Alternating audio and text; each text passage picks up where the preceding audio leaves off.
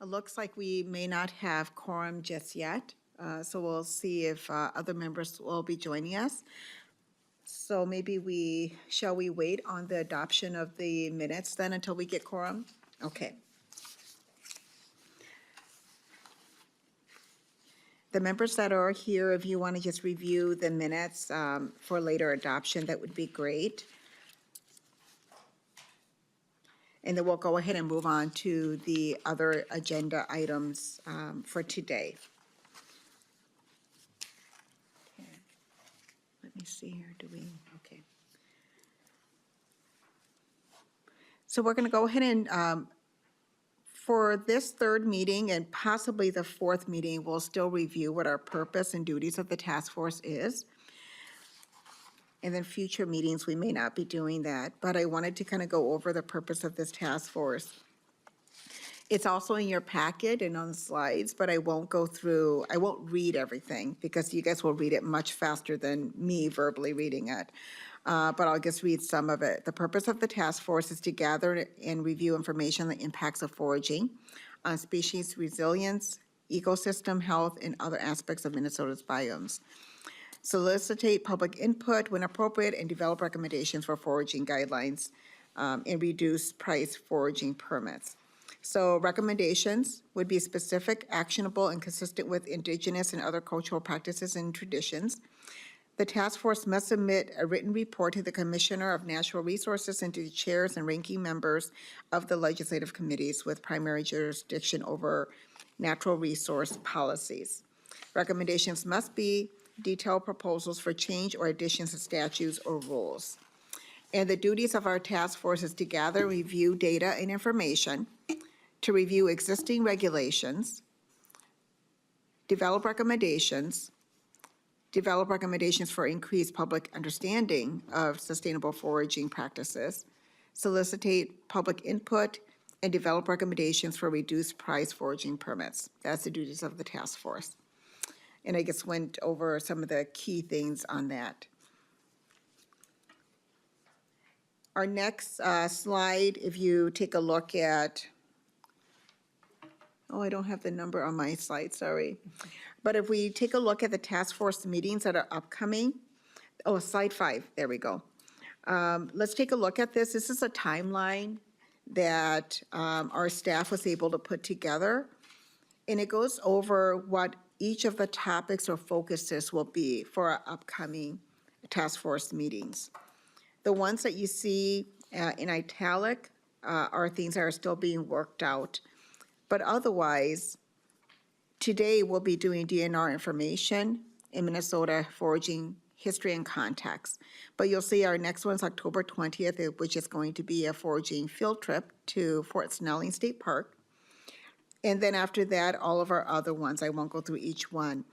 But if you have any questions regarding the topics that's on these next upcoming meetings, please reach out to myself or to our staff.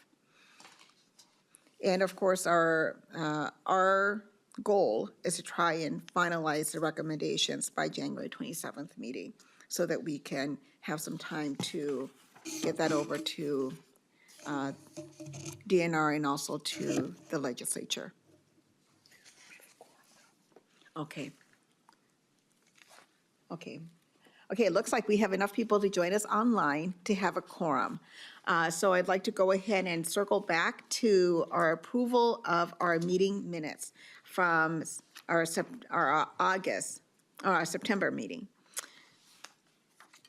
Could I get a motion to approve the meeting minutes? Madam Chair, I'll move to approve the meeting. Thank you, Senator Green. Could I get a second? I'll second Gary Wyatt. Okay, with a motion and a second, is there any discussion on the minutes before we move to approving it? Seeing none online and in person, if we could get a roll call for approval of the minutes. Senator Pott? Yes. Representative Scraba? Yes. Kelly Bruns? Yes. Representative Falconer? Dale Gentry? Yes. Senator Green? Yes. Angela Gupta. Greg Quale. Peter Martiniaco. Rebecca Montgomery. Kristen Poppleton. Ingrid Schneider. David Schultz. Luke Skinner. Yes. Matt Wappler. Yes. Gary Wyatt. Okay, we do have a quorum. And thank you for passing the meeting minutes. They've been approved. So we're going to go over the agenda today. Today we have our task force member interview results. We're going to adopt our charter, and we also have a presentation from the DNR. Also a presentation about Minnesota foraging history and context. And then we'll be talking about the scope of the task force. And then we'll go into public input and adjourn. If we can go around and do quick introductions again, just name an organization. We'll start on the right side here. Kelly, why don't we have Hi, you start? Kelly Bruns, Minnesota DNR. Matt Wappler, Minnesota DNR. Senator Steve Green, District 2. Jennifer Hawkins with the Management Analysis and Development Team. Senator Susan Pa, Senate District 38. Nick Nero with the LCC. Angela Gupta, University of Minnesota Extension. Gary Wyatt, University of Minnesota Extension. Luke Skinner, Three Rivers Park District. And then if we can call on the people online. Representative Roger Scraba. Dale Gentry. Dale Gentry, Audubon, Upper Mississippi River. Representative Alex. Go ahead. Oh, sorry. Representative Alex Falconer. Sorry, I couldn't be there in person today. Stephanie Klein, Management Analysis and Development.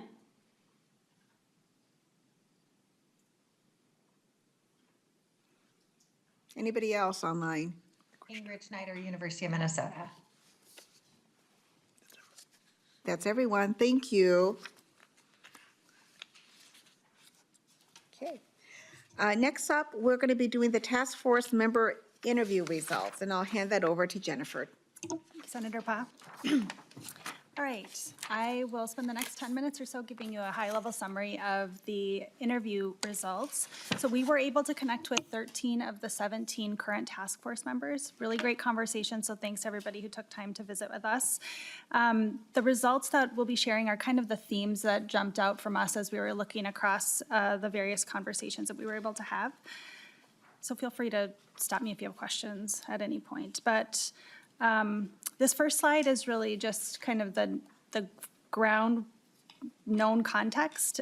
So the themes are really foundational. So the what, the why, and how of foraging. So we know DNR manages a lot of land, a lot of types of land, both landscape as well as structure of the lands. In addition, there are areas managed by different divisions with different goals and governed by different laws and statutes. So that creates a little bit of complexity in this conversation. We also know that people are foraging for a variety of reasons. Some are foraging for food, medicine, some are doing it recreationally, some are foraging for art materials, as well as for cultural purposes. We are also hearing that more people on the lands is expected to require more resources and more to monitor and educate more people using the spaces. And foraging may not be perceived by all stakeholders as a legitimate recreational activity on state lands, like hunting and fishing are. So, next slide. Okay. So we also started to see some themes and what folks feel like is definitely in and things that are definitely out. And then there's a bunch of things in the middle that there isn't clear consensus on, and we'll be having some conversation about these items later on in the meeting. But what we heard was that state lands, personal use, terrestrial plant species, and mushrooms seem to be those are in scope for the task force. What's out are tribal lands, federal and private lands, any sort of commercial use, maple syruping and wild rice because they have some existing rules and regulations. In that middle category, the unknown, they came up, but there wasn't a clear consensus emerging from the conversation. So county managed state land, aquatic plant species, non-food plant species like birch bark and spruce tops, aquatic species like invasive crayfish and insects. So those were the items that came up in conversations. But like I said, later on in the agenda, we'll have some time to really dig in here on these and get some consensus, make sure that we're on the same page regarding scope. A couple of other things that came up as we were looking at scope. There's some concepts of native versus non-native or invasive species. So having some conversation about the terms as well as what the impact on the scope might be when we start talking about native and non-native. And then species impacted by climate change also came up in interviews. So that would be an important part of the conversation going forward. Okay, do you want to go to the next slide? So the next couple slides are our synthesis of shared hopes and some challenges that folks raised up. We have 4 themes here highlighted on the shared hopes slide. So folks are eager to create some clear and simple recommendations that result in accessible foraging on state lands. And you can see a quote there from one of the interviewees. The second shared hope is recommendations that are acceptable to the DNR and to the legislature, so that these are actionable. They're actionable recommendations. The legislature can take action, and that the recommendations are as specific as possible for the legislature. The third is balanced and finding a middle ground, and this one I think almost everyone brought up, but that there are recommendations that are acceptable to both pro-foraging communities as well as natural resource managers that want to conserve the resources. There was a note, I had a quote in my notes here that not everyone is super happy, but not everyone is unhappy because compromises have been made. So finding that middle ground. And then the fourth bullet here is support for cultural practices, including those of Minnesota tribes. So there are certain culturally significant species for our task force to be aware of when it comes to tribal communities. So we can move on to the next slide, which are the shared concerns or the tensions of this work. So the group recognized a couple of tensions. So balancing accessibility now with conservation in the long term. So trying to protect nature by keeping us out of it, or foraging rules too wide and not being good stewards. So there's that tension that requires a clear, thoughtful approach. And we have at least one optimist in the group saying, I do think we can come up with something that allows humans to forage and also allows nature to thrive. Okay, then the second bullet here is balancing individual rights today with protections for tomorrow.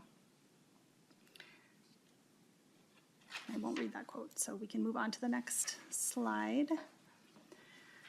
So this slide is highlighting some additional themes that came out of the conversations that might be elements that we address in future meetings, so actions for consideration here.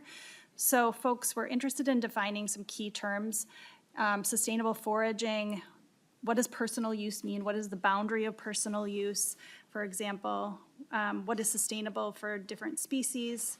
How is foraging different from collecting or harvesting? So harvesting is used, I think, on the State Forest Lands website, but we're saying sustainable foraging. So how are they all the same terms, or are they all the same similar definitions, or are there nuances between those different words?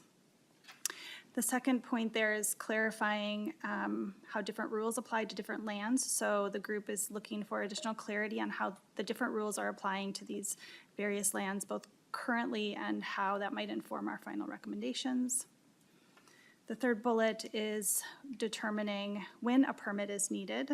Is there a threshold for needing a permit?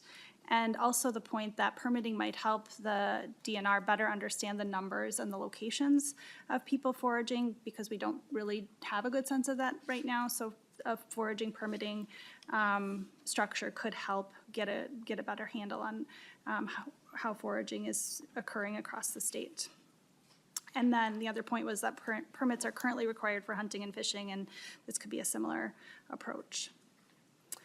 The fourth bullet is the idea of exploring certification or education programs. And there are existing programs that were mentioned in the interviews that could be seen as potential models. So one example was the firearms safety and hunter education certificate, and the other was University of Minnesota programs like the Master Naturalist.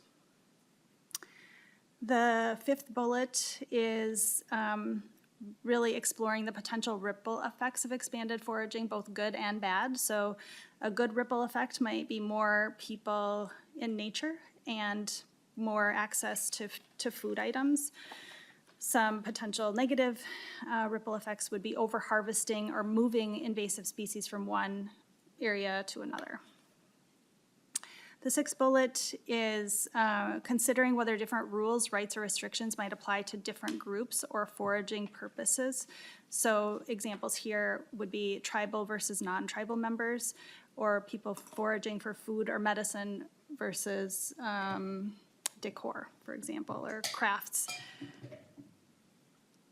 The seventh bullet here is the question of a threshold that would trigger limits on foraging. So what would that be? Who would be in charge of knowing when the limit is hit? Someone suggested unit level foresters perhaps. And then the other point here was whether we can learn anything from other states that have managed foraging, like Wisconsin and Maine. And then the eighth bullet is that it is highly unlikely that all the issues will be solved at this one point in time with this task force, but there's optimism that we can get a good start and lay a strong foundation for future work related to sustainable foraging. Okay, that was my portion of the summary. Stephanie was going to talk a little bit about a couple of themes that came out related to task force operations. Thank you, Jennifer. Can you all hear me okay? Yes. Okay, I'm seeing some nods. Thank you. Just, some of the specific questions that we asked included inviting any suggestions or modifications for the charter, and nothing emerged there. There were a couple of complaints about things that were in the statute, so we can't revise those parts. But for the charter itself, everyone seemed to think that looked good.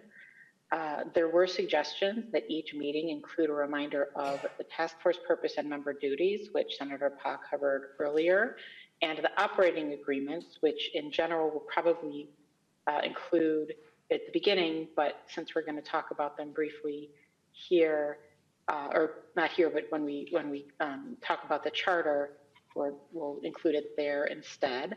And then some questions arose about people were curious about how to kind of convey who they're speaking for and what individual responsibilities are as members who have been appointed by organizations. And it is a little bit of a balance. Each of you were selected by organizations based on your knowledge and expertise. That knowledge and expertise is grounded in the organizations that you represent, but you're not necessarily speaking for the organization. And you should feel empowered to share your own opinions and expertise, and then just indicate if you're speaking formally on behalf of the organization you represent, or if you feel like you're specifically conveying the perspective of your organization. And make it clear if you feel you need to, but otherwise assume each of you is speaking from your personal experience. And in particular, we wanted to clarify that the DNR members of the task force are providing their own perspectives from their work within the DNR. They're not speaking for DNR. And it's, this type of question doesn't come up in every task force and working group. It kind of depends on what's the purpose and who's involved. But because these are recommendations that ultimately might be implemented by the DNR as well as the legislature, we wanted to just have some clarification there. If we're asking for an official or formal DNR perspective, we'll request those from our task force DNR liaisons, Bob Meyer and John Waters. But we want our DNR members to feel comfortable speaking their opinions, their experiences from their own very different roles across DNR. Any reactions or questions on this slide? All right, awesome. So from here, I think I am handing back over to Jennifer. Well, excuse me. Yeah, maybe we can just pause for one more time to see if there are any questions about the interview summary.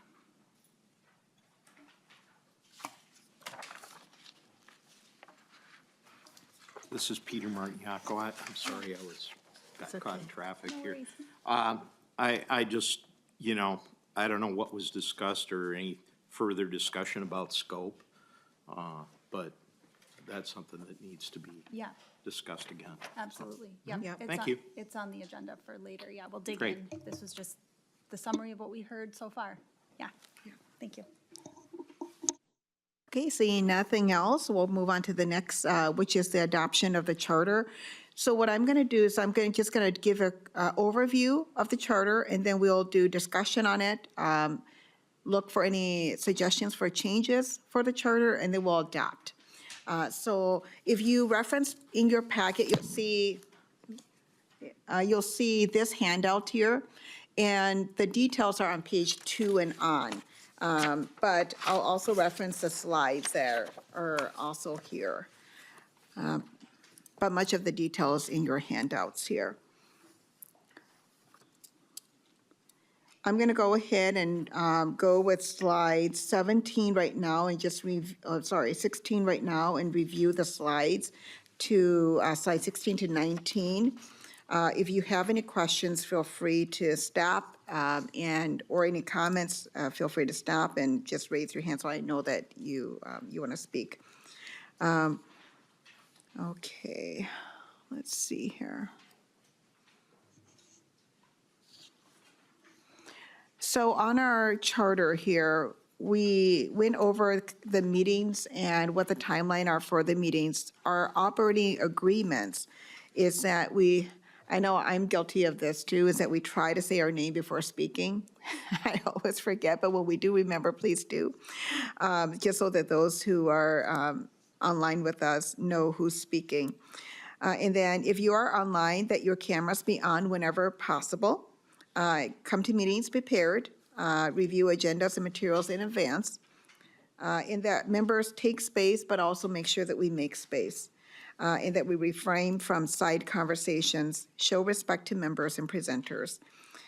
And as we're doing this work, that we be open-minded and curious about others' opinions, viewpoints, and lived experiences.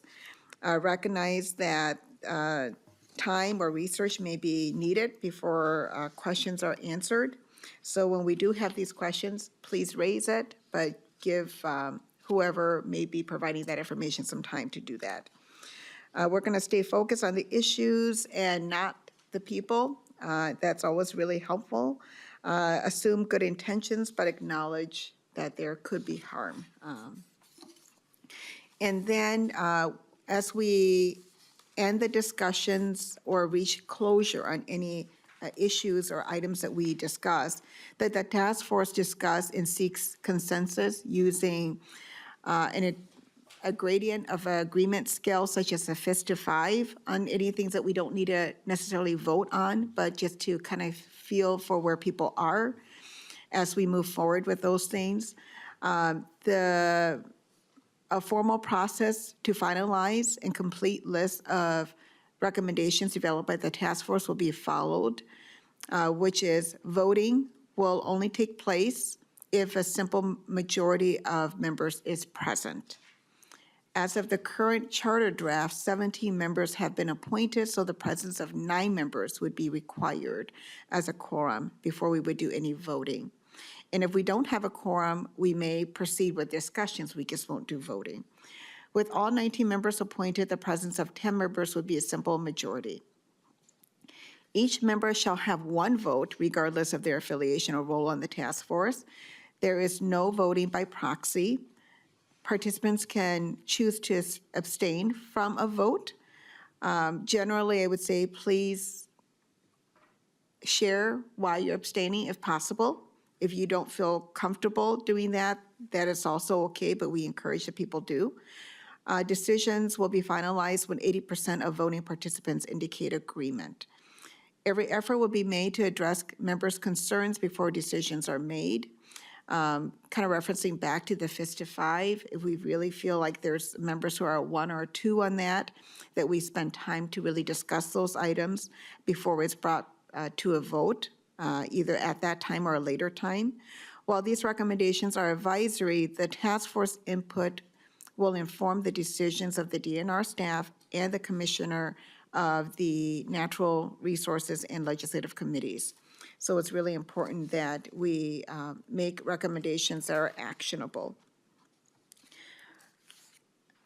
I'm sure many of you have already reviewed over the charter information that was sent out. At this time, let's go ahead and go into discussions or any recommendations for changes to our charter or any concerns, and then we'll move on to the adoption of our charter that we'll be using for the rest of this task force. Anyone here in person or online, feel free to just speak up too. Angela. Yeah, Angela Gupta. I just would like clarity on if and how members of the task force can get items on the agenda.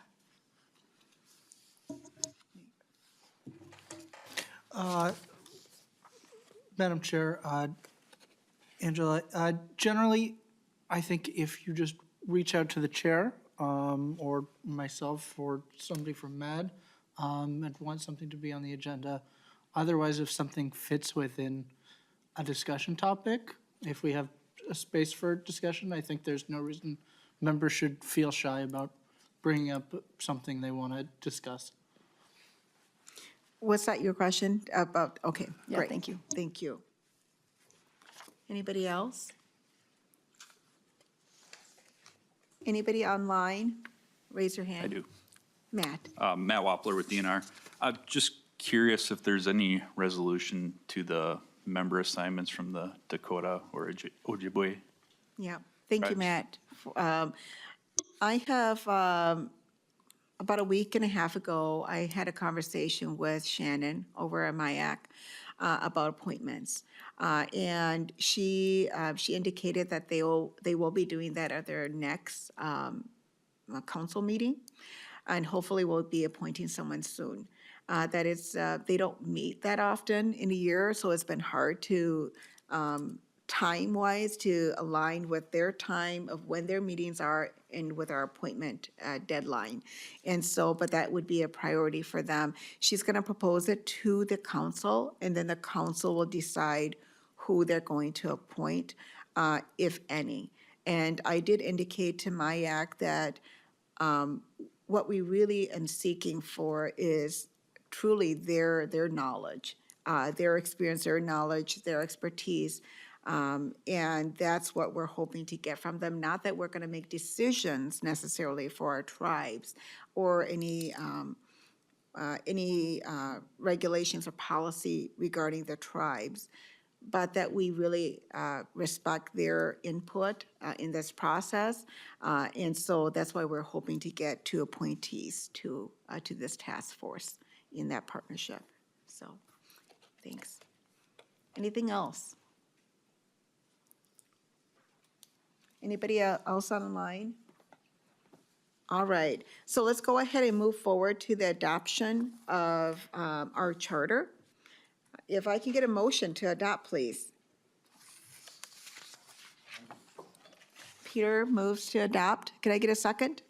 I'll second Angela Gupta. Angela seconds. Nick, if we could do a roll call? Chair Pa, Yes. Vice Chair Scraba, Yes. Kelly Bruns, Yes. Representative Faulkner, Representative Falconer, yes. Dale Gentry, Yes. Senator Green, Yes. Angela Gupta, Yes. Bradley Harrington, Greg Quale, Peter Martiniaco, Yes. Rebecca Montgomery, Kristen Poppleton, Ingrid Schneider, Yes. David Schultz, Luke Skinner, Yes. Matt Wampler, Yes. Gary Wyatt. Yes. How many yeses do we have? 12. 12 yeses, 0 nos. The charter is adopted. Thank you, everyone. And then next on our agenda, we're going to have a presentation from the DNR. And just to kind of review that this presentation is something that this task force asked for.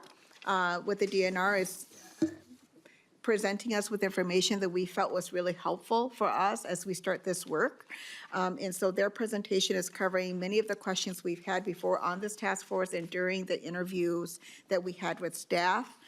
So we want to thank the DNR for their time to work on this and for this presentation. I'll hand it over to John Waters. Madam Chair.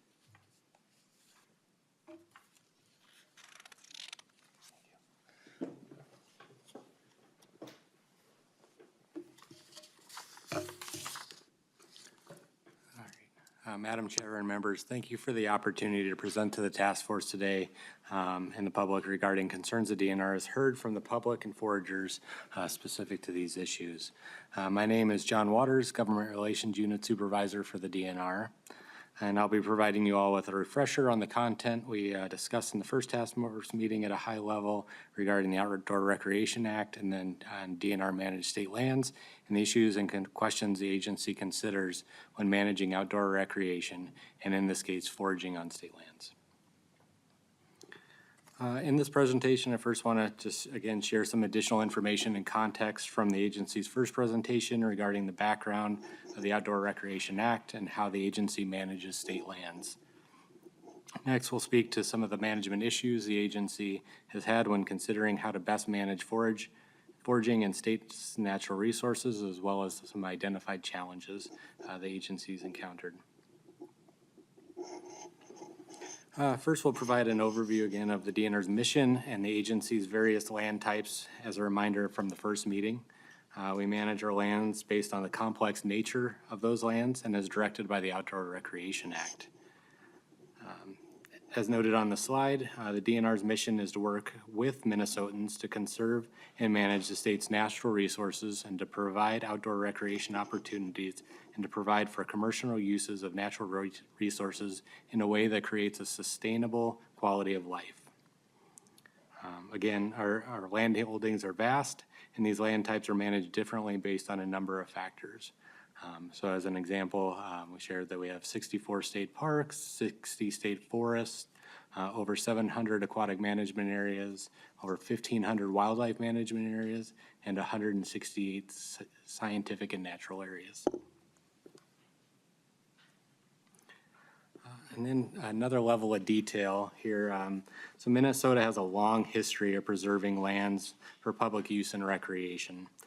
From efforts to preserve lands around Minnehaha Falls beginning in 1885, which eventually became a Minneapolis City Park, and the establishment of Itasca State Park in 1891, one of the earliest state parks in the nation.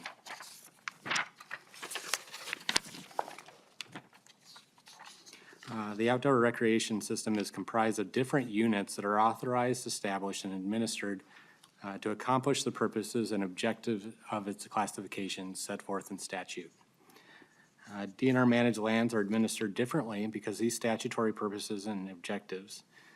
These places preserve Minnesota's natural environment and give visitors a chance to experience their natural heritage.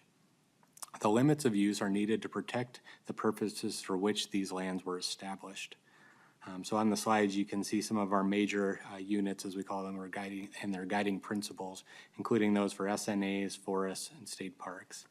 I won't read through these, but they'll be available for you all for consideration. But these are how it is written in statute, how we need to manage these lands legally. Okay. Now more specifically to foraging.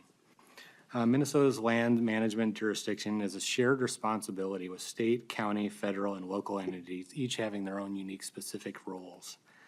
Natural resource management measures are in place to address a common tenet of natural resource management, one called the tragedy of the commons, which refers to a situation in which individuals with access to a public resource, also called a common, act in their own interest and in doing so ultimately may deplete the resources. The rationale behind foraging policies in public areas is that foraging can make a significant impact on the natural resources. A forager may not see another person in the field, but there can be other people who visit the same site many times a day over an extended period of time. This can significantly affect the targeted plants, cause trampling of non-targeted plants, and create unofficial trail systems that must be closed and repaired over time. Research shows depletion of common resources is more about a lack of information than it is about people acting in their own self-interest. So it's not all about bad actors or good actors. Even good actors trying to make good decisions with conservation in mind can't do that without good information on which to make those decisions. The removal of a plant or other natural items also takes away from the enjoyment of other visitors who just want to see them. If everyone who used the lands just took one or two mushrooms or picked a couple of flowers, there wouldn't be anything left. Regarding DNR's management, and there are a number of rules and statutes, as we talked about, and funding restrictions and tribal interests and other factors to consider when considering a potential change to the state's land management practices. So on the slide, I provided a few examples and citations of some of the things we have to consider when considering changes to our land management practices. Those again include statutes and rules that are currently in place. Some lands have certain funding restrictions, including like U.S. Fish and Wildlife Service may restrict the use to ensure that they're managed for wildlife benefits. And we also need to consider our treaty rights as a state and with our tribal nations.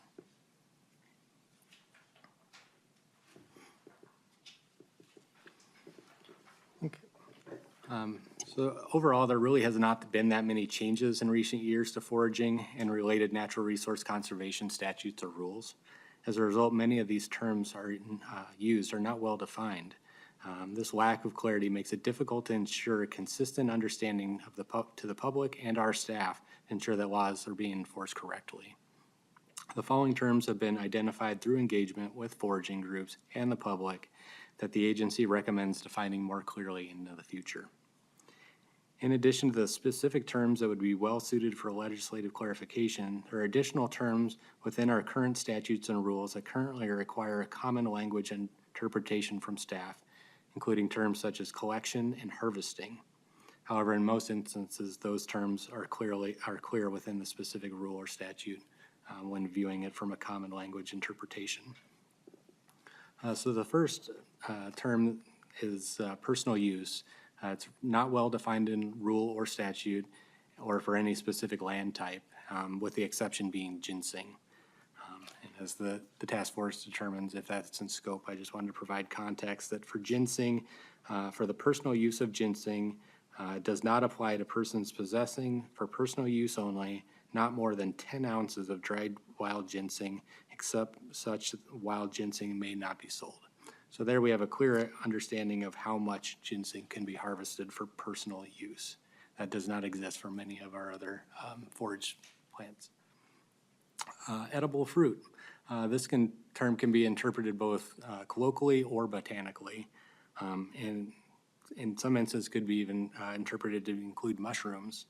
Merriam-Webster's dictionary defines a mushroom as a large, complex, above-ground, fleshy, fruiting body of a fungus that consists typically of a stem-bearing pilus. Decorative portions of plants. This term could be interpreted widely to mean any part of a plant that does not kill the plant. So we suggest more specific language if considered appropriate, such as an open cone, fallen leaves, something more specific than the decorative portion of a plant. And lastly, in concert with updates to rules and policies, it would be helpful to clarify personal consumption and other vague terms across all land types, and drawing a clear line around commercial use and what is required for those seeking to gather materials at a larger scale.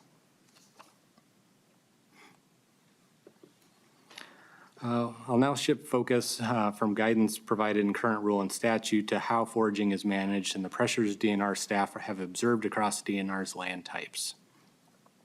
Overall, harvesting can cause a number of impacts which can negatively impact natural resources and other visitors' experiences, such as disturbing soils and trampling other plants, which can lead to invasive species taking hold, removing food sources otherwise available for wildlife, reducing the natural reproduction of some species, and preventing other people from having the same experience. More specific to plants and berries, the state of Minnesota lacks the detailed population data needed to properly assess population or localized impacts foraging may have on these species. The DNR's Minnesota Biological Survey collects information on states, plants, and animals. However, this data for plants is often at a county-wide level, and we have currently do not have site-specific data for many of these forage species. Without this information, there is a concern that certain species may be overharvested and may result in population or localized extinctions. With a full data set, it would still be difficult to clearly determine the effects of foraging specifically on state lands due to the numerous additional uses permitted when viewed in light of landscape and site-specific conditions. In addition to concerns with managing species specifics, there are many look-alike species that either are not of interest to forage or can be toxic or poisonous when consumed. Lastly, the potential spread of invasive species is a big concern both from people navigating through our state lands, but also the potential to spread these species which may outcompete the state's native resources. We'll touch more on this in the next slide.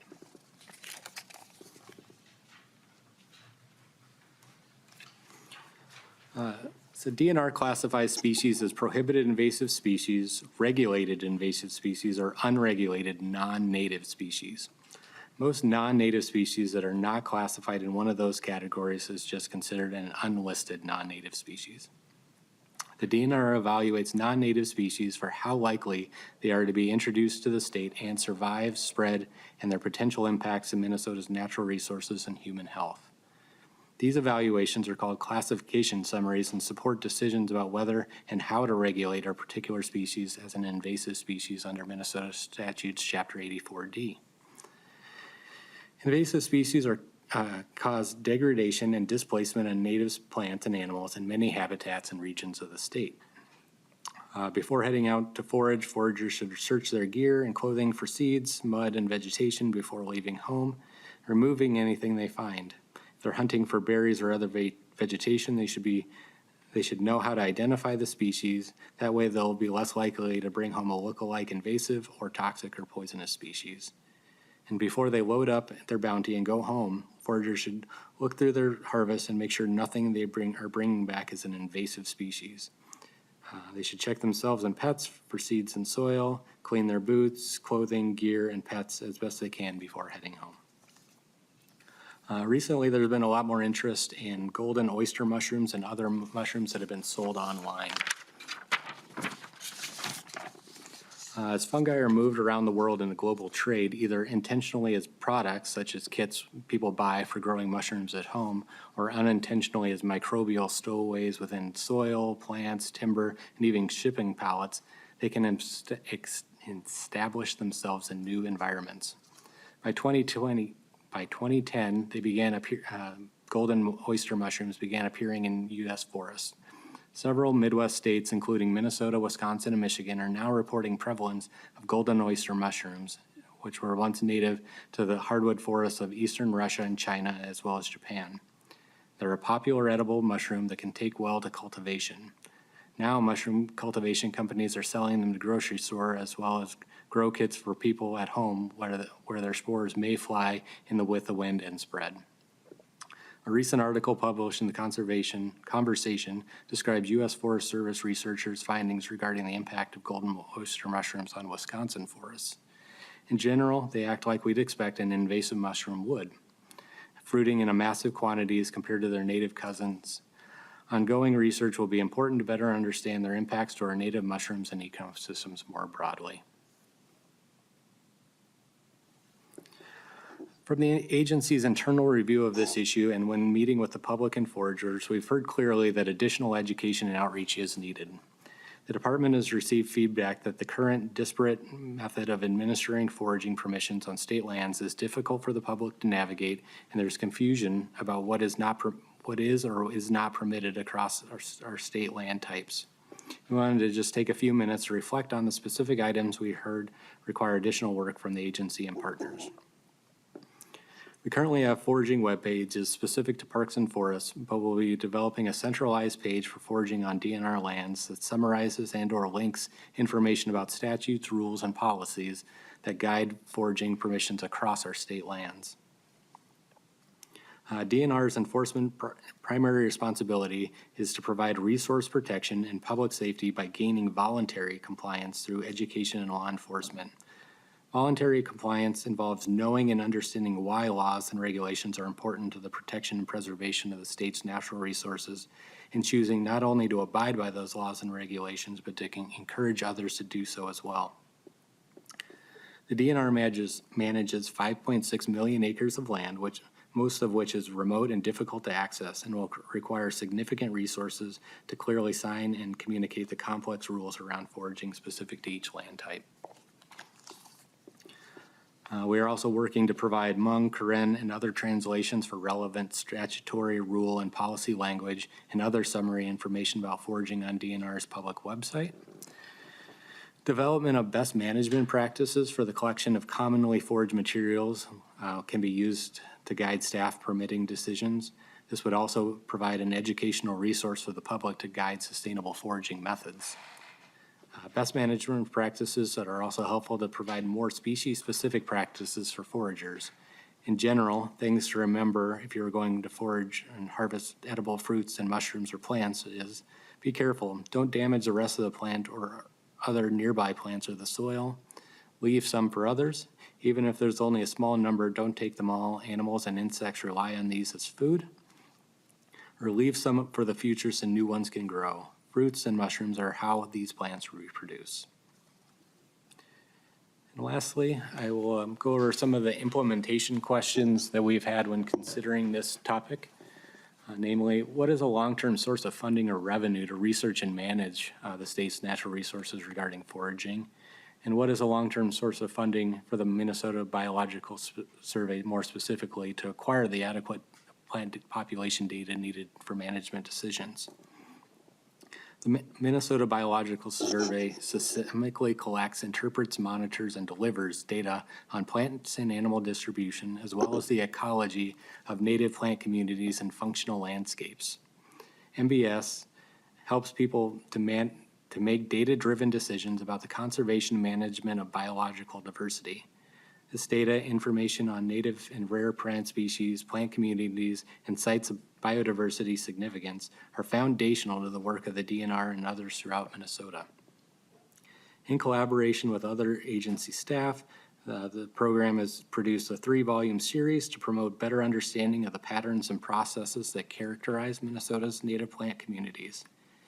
However, demands from the DNR and partners for up-to-date and new types of biological survey, monitoring, and research data and information are increasing, often exceeding the program's capacities.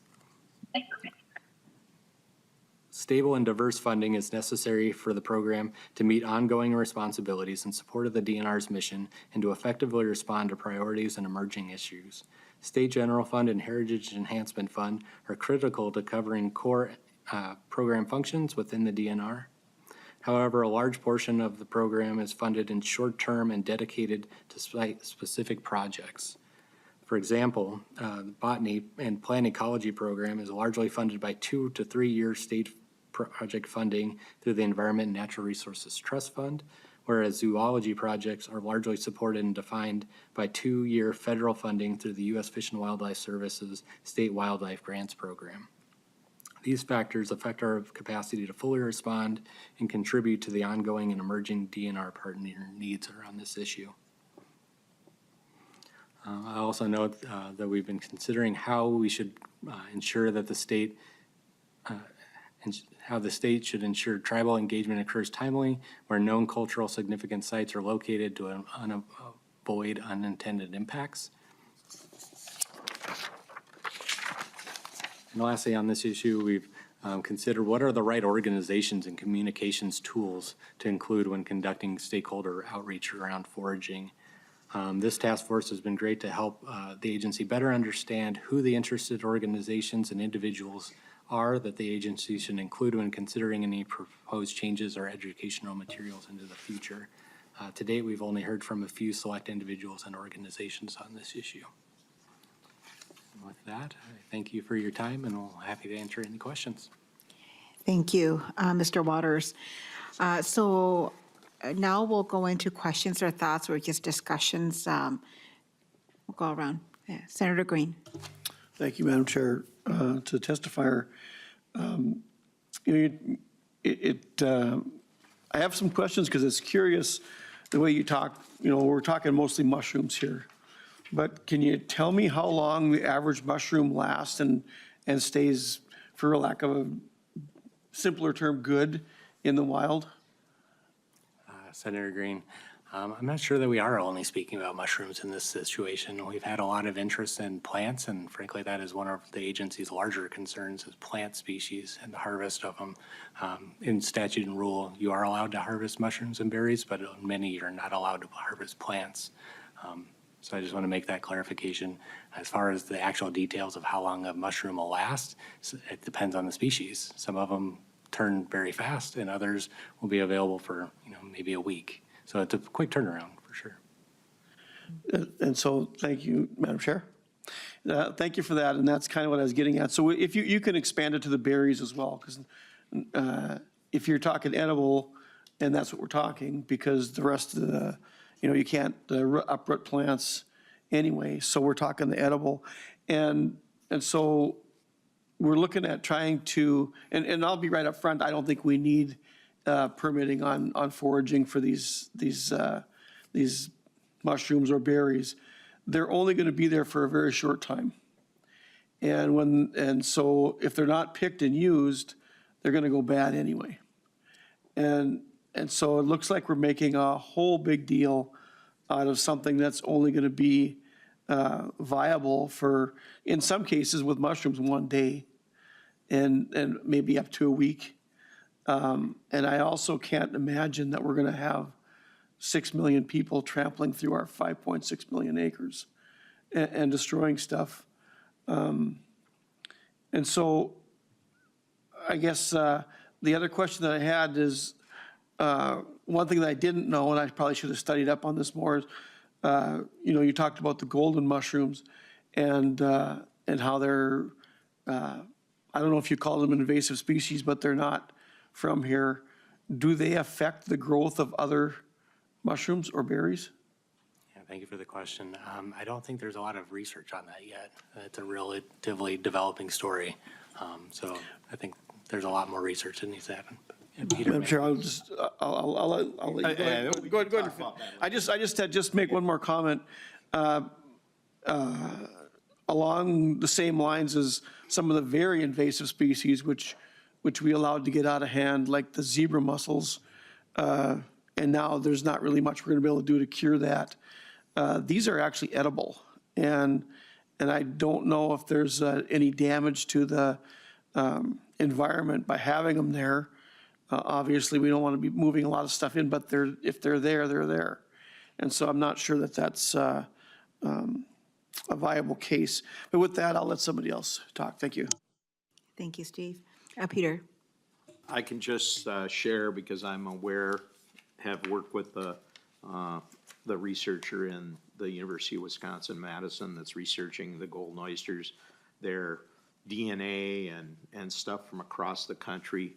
And they have escaped in multiple locations. And it's not all the same exact species, or I should say it's the same species, but different varieties, different DNA. There is concern that they may either interbreed with our existing mushrooms, which would reduce diversity, and that they may crowd out because they are have been cultivated for significant period of time. They're pretty. I mean, you breed them for aggressiveness because you want yield. Fortunately, of the edible species, that's about the only one that has shown escape. People have been growing other mushrooms for many years, and oddly, they don't seem to transfer to the world, which I find kind of surprising personally. But it is something that's a concern. But unfortunately, foragers aren't really the the driver of that. People who are interested in mushrooms are, and that's a regulation that falls under more commercial codes and DNR codes, like you're not allowed to bring live crayfish into Minnesota, which makes very good sense. And we kind of missed the boat on the rusty prior to that and stuff like that. So if I can share some other thoughts on this, while the very often the tragedy of the commons is brought up in this context as an argument, and as long as commercial interests are not part of this, it is not it's somewhat of a fallacy of the tragedy of the commons for people harvesting for personal use. This goes on, this activity goes on all across the world in areas that have much higher population densities than Minnesota does. And while it needs to be managed for sure, and that's what this is about, our meetings are about, is how we're gonna address that. But when people say, well, if everybody came and picked 2 mushrooms, there wouldn't be any mushrooms. But that's a total fallacy, because people don't pick mushrooms that way. There's only about 6 species in Minnesota that people actively forage. So there's lots of mushrooms in the woods that nobody's ever going to pick because there's no reason to. Foragers aren't going to pick them because they're not going to eat them. There's no value in them to them as a food source. And so, to say if everybody picked a couple mushrooms, there'd be no mushrooms, I mean, it's a logical, it sounds good, but it really is not a reality. And it's not going to be. And much of this stuff is self-limiting. In the case of mushrooms, if there are no mushrooms, foragers aren't going to be out picking mushrooms. And our weather creates a situation in Minnesota that we cycle through all kinds of weather events in different years where sometimes there's almost no mushrooms. Sometimes they're very plentiful. But in most cases, and foragers, again, talking about foragers, trampling and doing stuff, which is a concern. I'm not saying anything in here is not worthy of paying attention to and addressing. But again, as far as being self-limiting, if a person goes to a place and there are no mushrooms there, it's not like people are going to keep going there because there's no reason to. Foragers have a purposeful walk that they're making, and they're not just collecting things willy-nilly.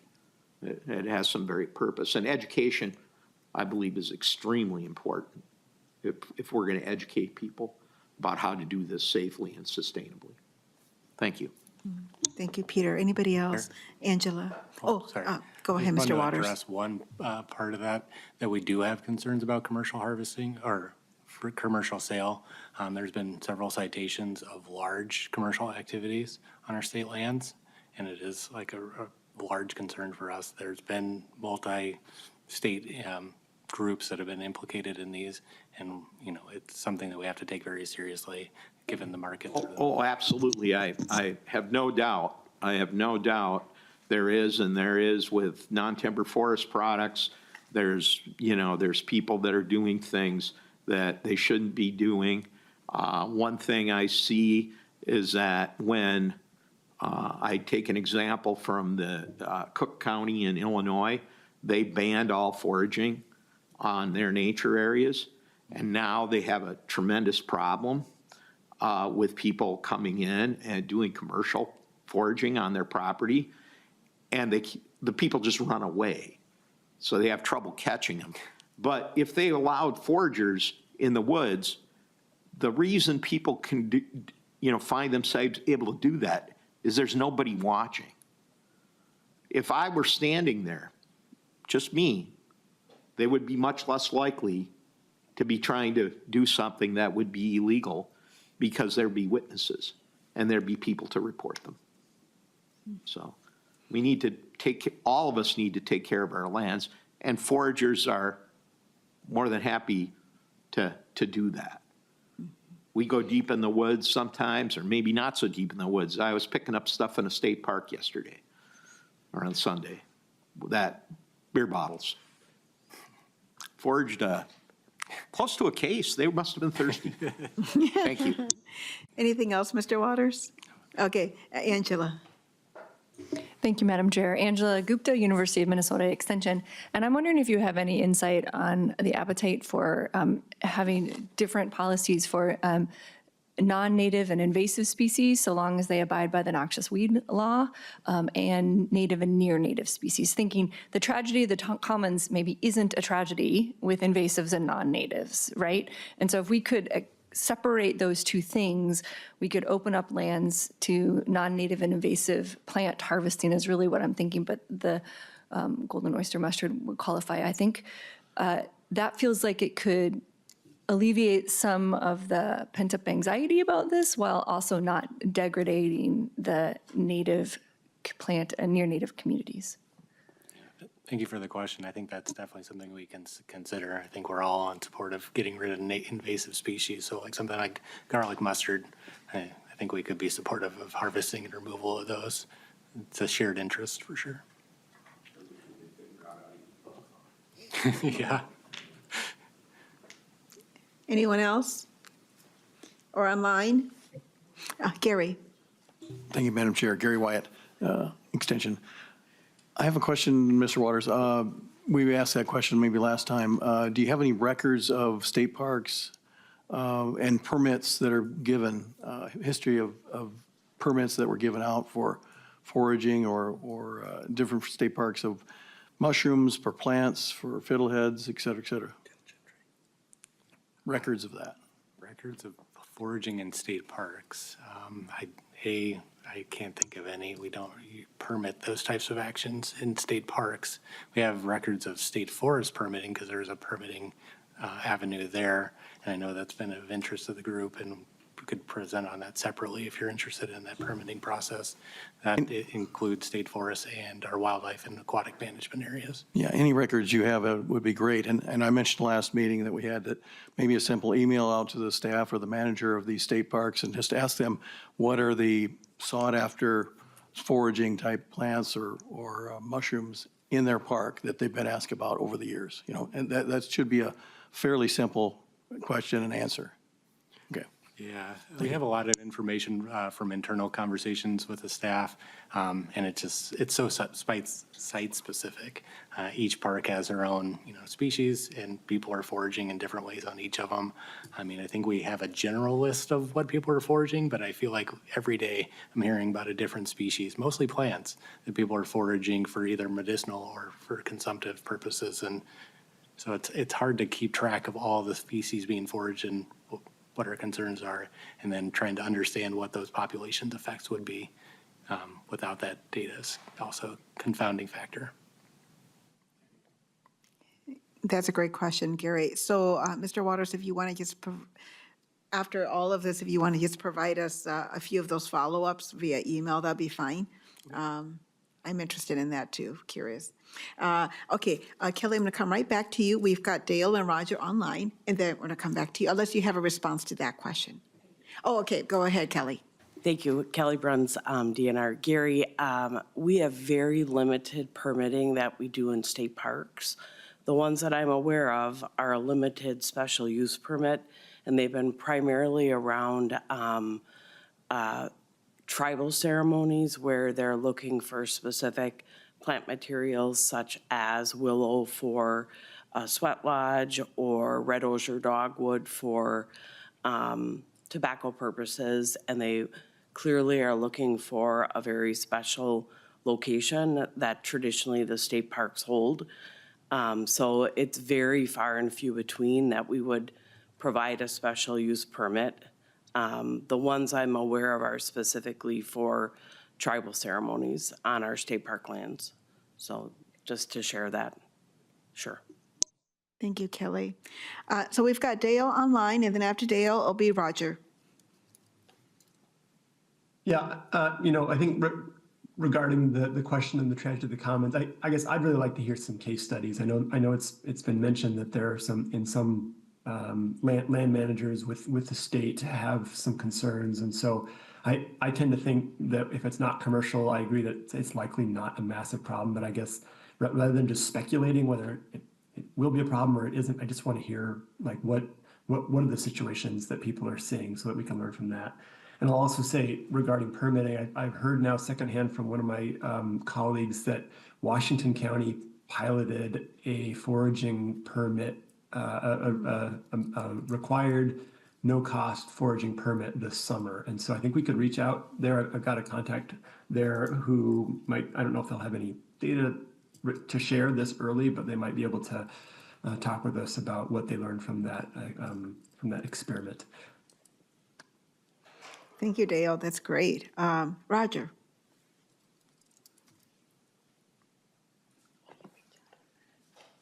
Yeah, for me, we're going up the North Shore. I got 2 bars now. So anyway, the milkweed pods, that's, people have contacted me this week about that. People just taking thousands of them. And how do we regulate? How do we stop that? How do we manage it? Or do we want to? Those are the kind of questions that I'm getting this week. Sorry. Thank you, Roger. Okay, Peter. Do they know what they're gathering them for? Roger? No. Oh, That's what yeah, the individual said. Yeah, I saw a bag full of them, like hundreds of them. And then he went to his property in the ditch by his property. It's all in the ditch. The people are just picking them in the ditch, and it's like, what would be using those? What's the purpose? I mean, they're at a certain stage they are edible, but I'm wondering if they're gathering them for seed. Right. Again, commercial sale. So. Yeah, and obviously it's on a Sunday when no one was around. So yeah, it's that part's frustrating because, I mean, when you hear about it, you're like, okay, what are they doing with it? And why are they doing it? And who's doing it? No different than me running into a spruce top cutter on a trail that he's not supposed to be on anywhere near. And all of a sudden I'm walking down with my dog and what the heck are you doing here? He's got an ATV full of them. I'm like, you know what, you freaking criminals. But, if there wasn't a market, they wouldn't do it. Yeah.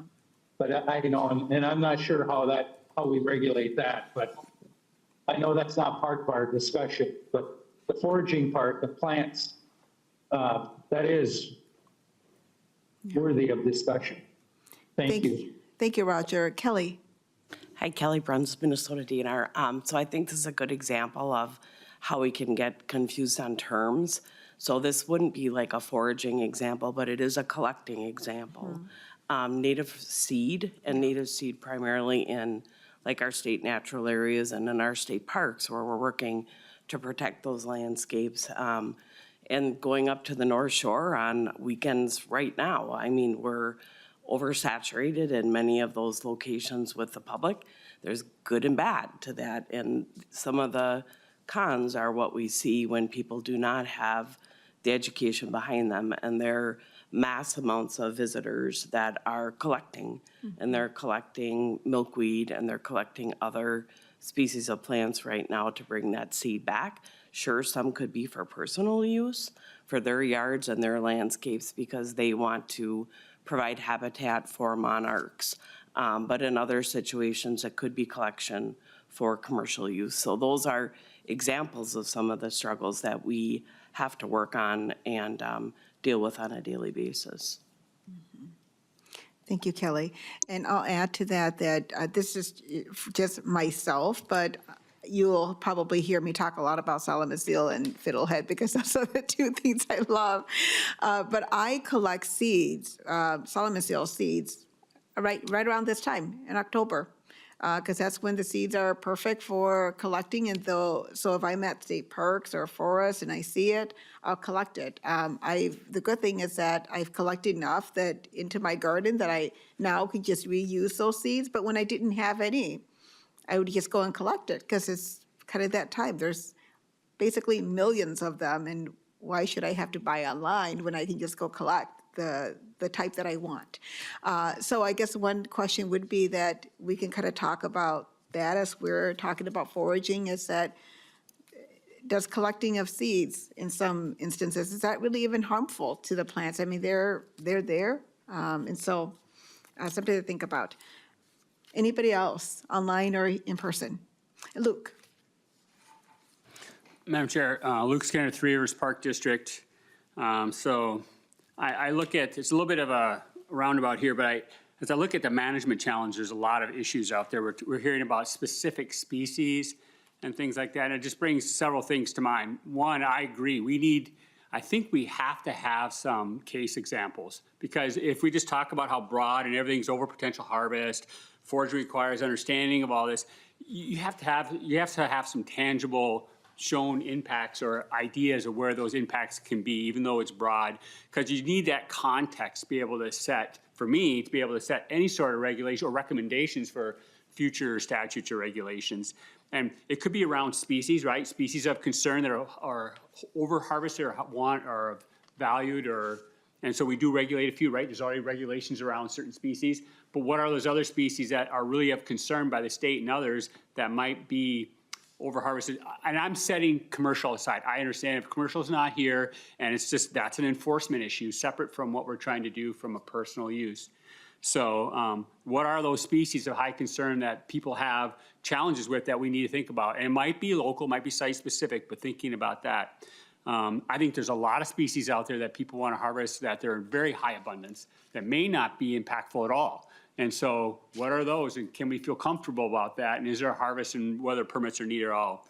And then, of course, the third part of it is this, this idea that if we just let people loose in the wild, that they're going to trample everything and they're going to drag the invasive species around and all that. I think that's the harder one to be able to, how do you regulate that as part of your thing? Sure, you can have best management practices for cleaning your shoes and all of that, but so targeting that. So it's really, for me, this kind of a bigger separation of what are those super high value individual species that people are really concerned about there might be impacts on, and their lookalikes impacts, and then what are those species that, again, that are much more abundant or localized, and whether somebody wants to collect something for medicinal purposes that's super widespread, and do we really care about that in those situations? So just thoughts for that. So I agree. I think we need more information, at least some specific case studies that maybe from state forests, maybe a little less from state parks if there's not there because it's more highly regulated, but where are those real concerns that the state has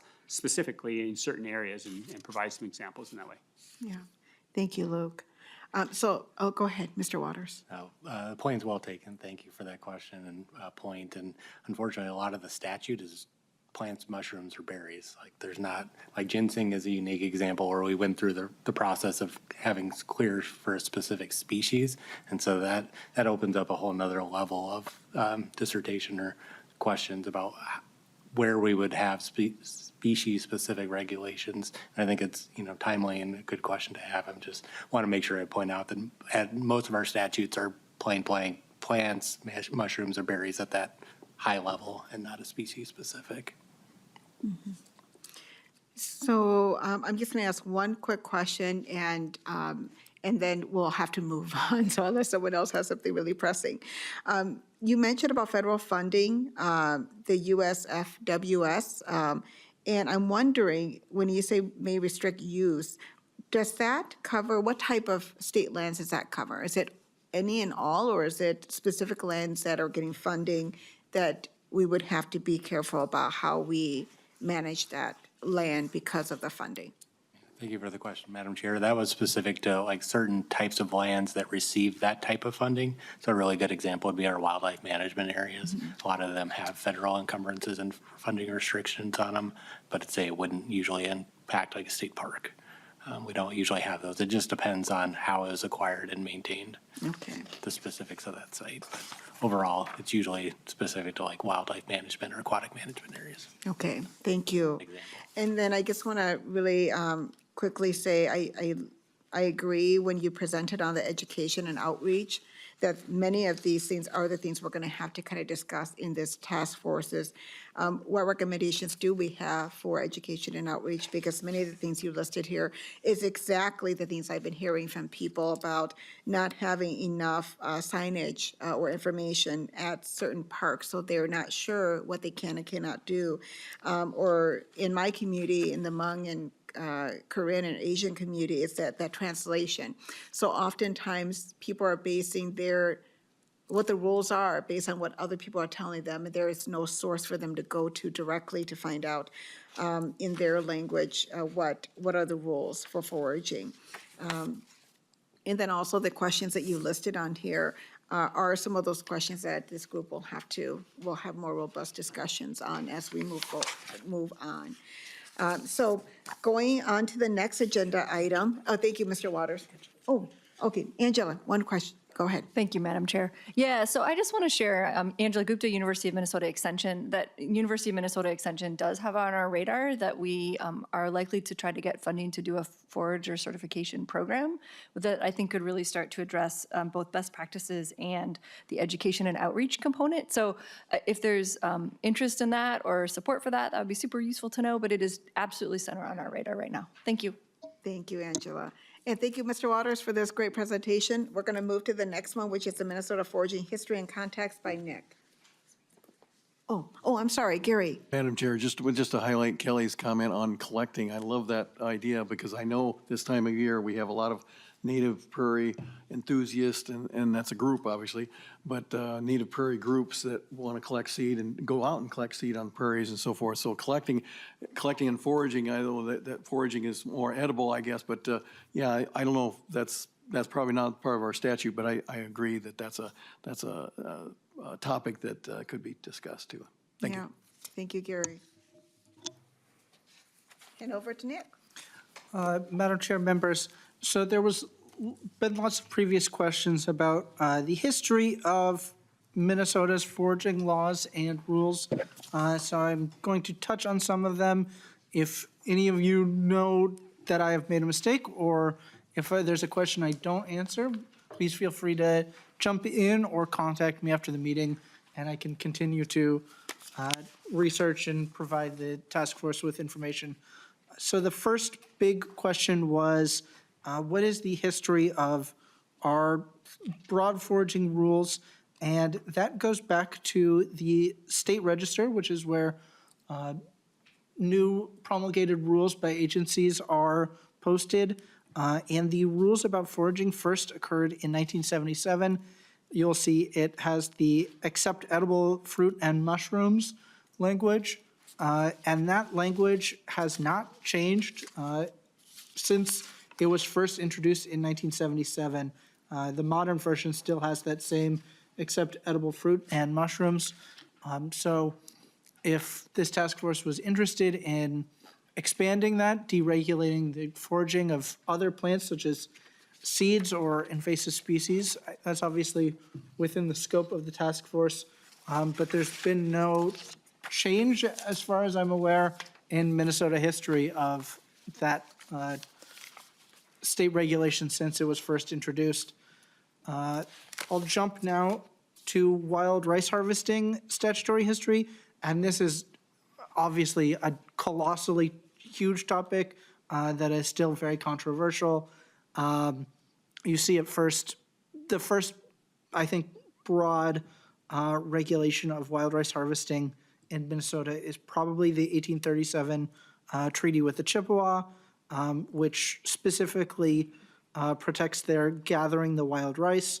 And then you do not see that language occur in the 1854 or 1855 treaties, but the rights of gathering wild rice are constant sources of litigation.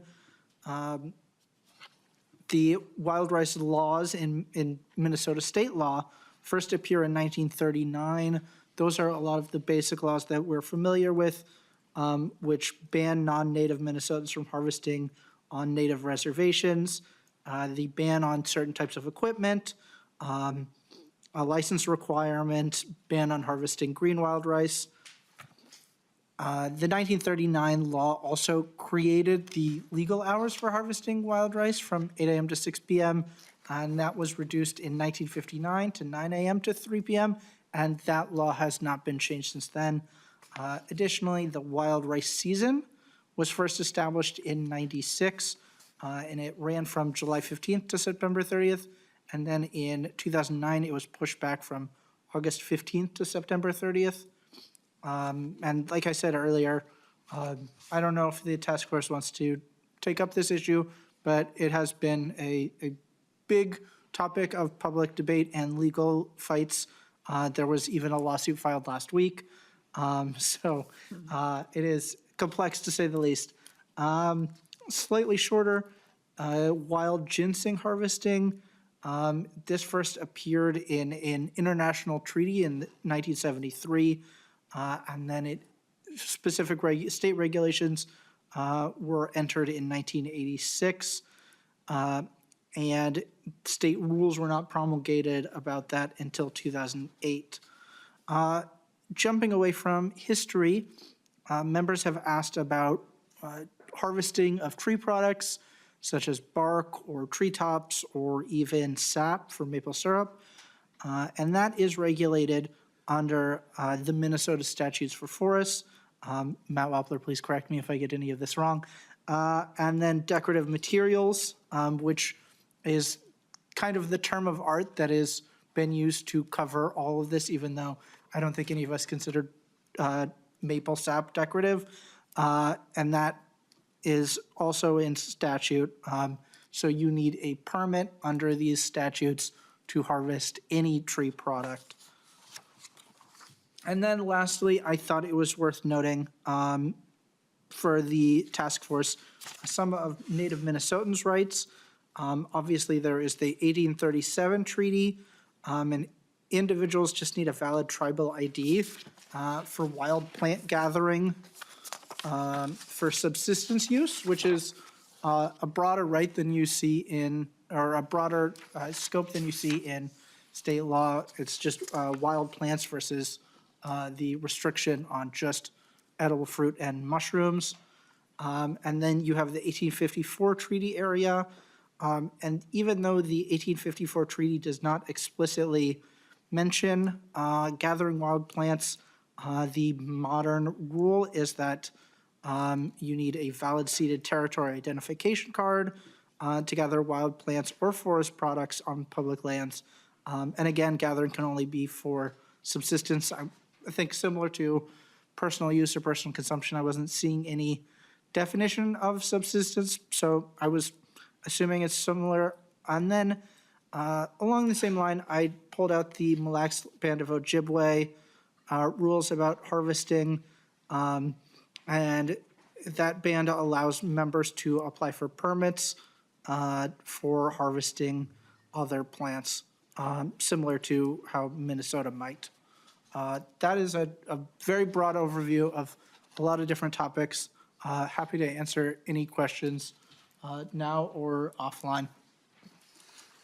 Anyone with any questions or thoughts?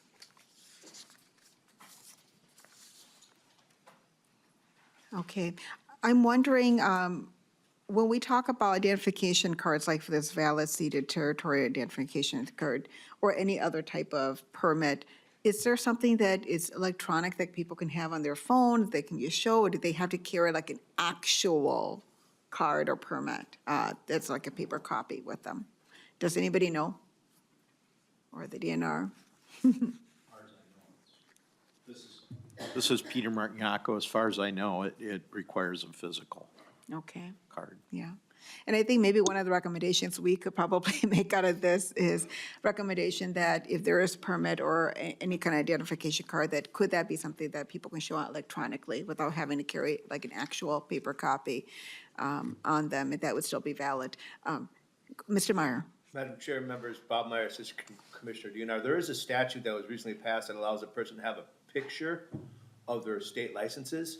So I would assume if a person had a picture of their ID, our officers would accept that. But like right now, you can take a picture of your hunting or fishing or trapping license or wild rice license if you want to have your phone out on the boat. But and that's valid, but it just, you have to have the picture with you. So I just wanted to clarify that. Okay. Thank you, Mr. Meyer. All right. With nothing else on this I do have a topic- comment, Oh, Madam go Chair. ahead, Matt. Matt Wappler at DNR, and Nick, to your comment about sap, so collection of maple sap for syrup purposes falls under statute 90.195, which is special products or special use permits. So that gives us the authority to permit the collection of firewood and tree sap for syrup and some other products that aren't considered special forest products. Okay. Thank you, Matt. Thank you. Anybody else? Just going to check online. Okay. All right. We're going to go ahead and move to the next one, which is the scope of our task force. We're going to turn that over to Stephanie or Jennifer? Jennifer. Okay. That'll be me. Thank you, Madam Chair. Okay, as I mentioned earlier. Jennifer, did you want the slide deck shared, or is everyone good with just what they have in hand? If you could share the slide deck, let's do that. Okay. Yeah. Okay, so we talked a little bit about what was emerging in the interviews in terms of some initial seeming consensus on what's in scope and what's out of scope, and then that middle section of we're not really sure where folks would like to proceed. So we are making space to have that conversation right now, just to verify that these are the in-scope items, the out-of-scope items, and drill down into each of those individual middle sections. So what we're going to do is we're going to use the FIST to 5 model here. So I think Stephanie is going to pull up a slide. You also have a copy of the technique in your packet if you want to reference it. So what we're going to go for here, we're going to do some voting on everything that's in scope. We'll do one vote. And we'd like to see if you're feeling good about that. So we're looking for 3 and above for the in scope. So we'll vote on that first. We'll vote on out of scope next, and then we'll go into the one by one. Okay, so that's the plan. Are there any questions about how we're going to do this? And we're going to go item by item, so it's not just all lumped into one, but we'll go item by item about what's in scope, out of scope, or we're still deciding. And so, and if we need to stop for any discussion on any particular item, we definitely can do that. Angela. Thanks, Madam Chair. Angela Gupta, University of Minnesota Extension. I think when we're saying state land, we mean DNR lands, but there are like Minnesota Department of Transportation lands, and frankly, I do know people forage on them, but should we be clear about which state lands we're talking about here? Yes. Yes. Yeah, that's a great point. Okay.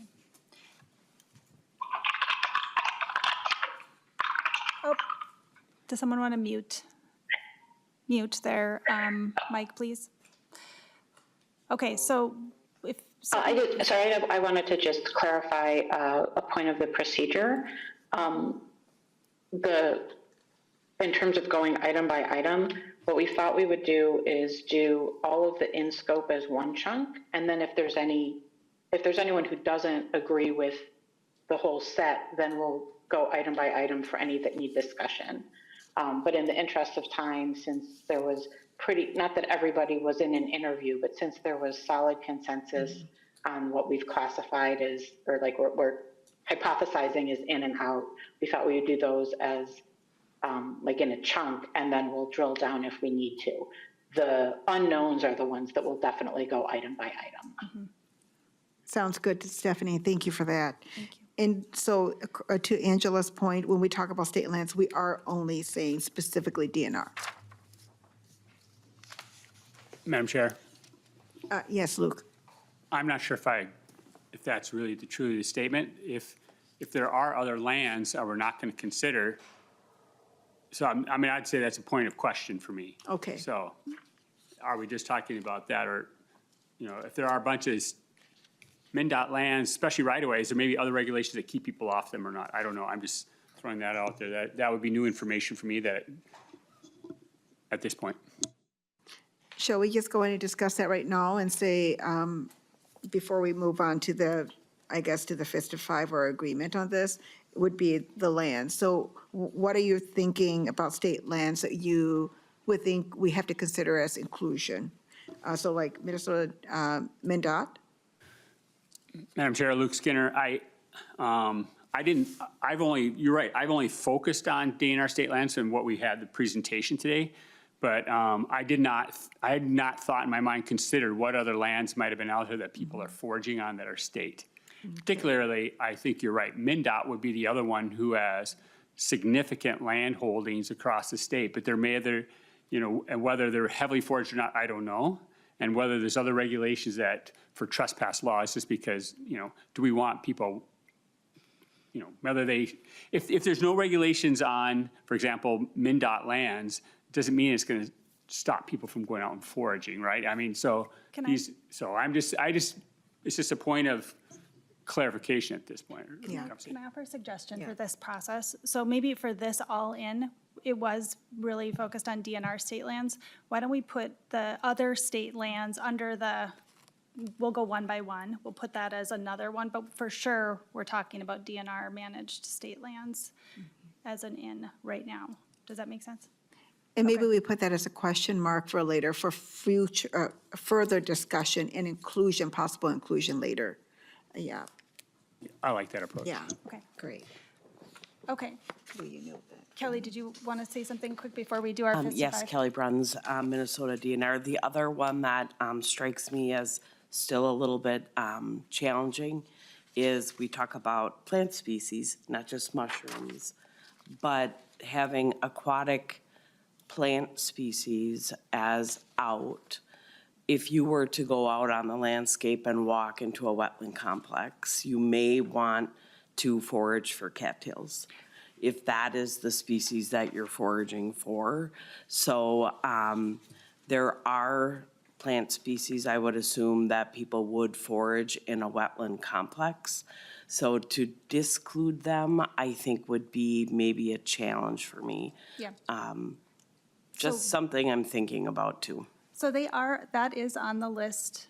That will go one by one. Okay. Yeah, aquatic plant species is on the list. It just didn't come out as like a seeming to have some good consensus. So we're focused on kind of where we saw consensus all in and where we saw consensus all out. We'll just do a quick 5th to 5. Do we agree that these are in or out? And then we'll go one by one on those other elements, including the one that Luke brought up too.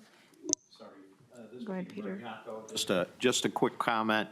I absolutely agree that at some point in our discussion that we need to better define personal use and what that means and mostly what it doesn't mean, and how that, because I guarantee you that amongst all of us, people think about personal use differently. Great. Yeah. Sounds good. I wonder if we're supposed to, I don't know if berries are supposed to be on here, or it's already, or would it be covered under plants?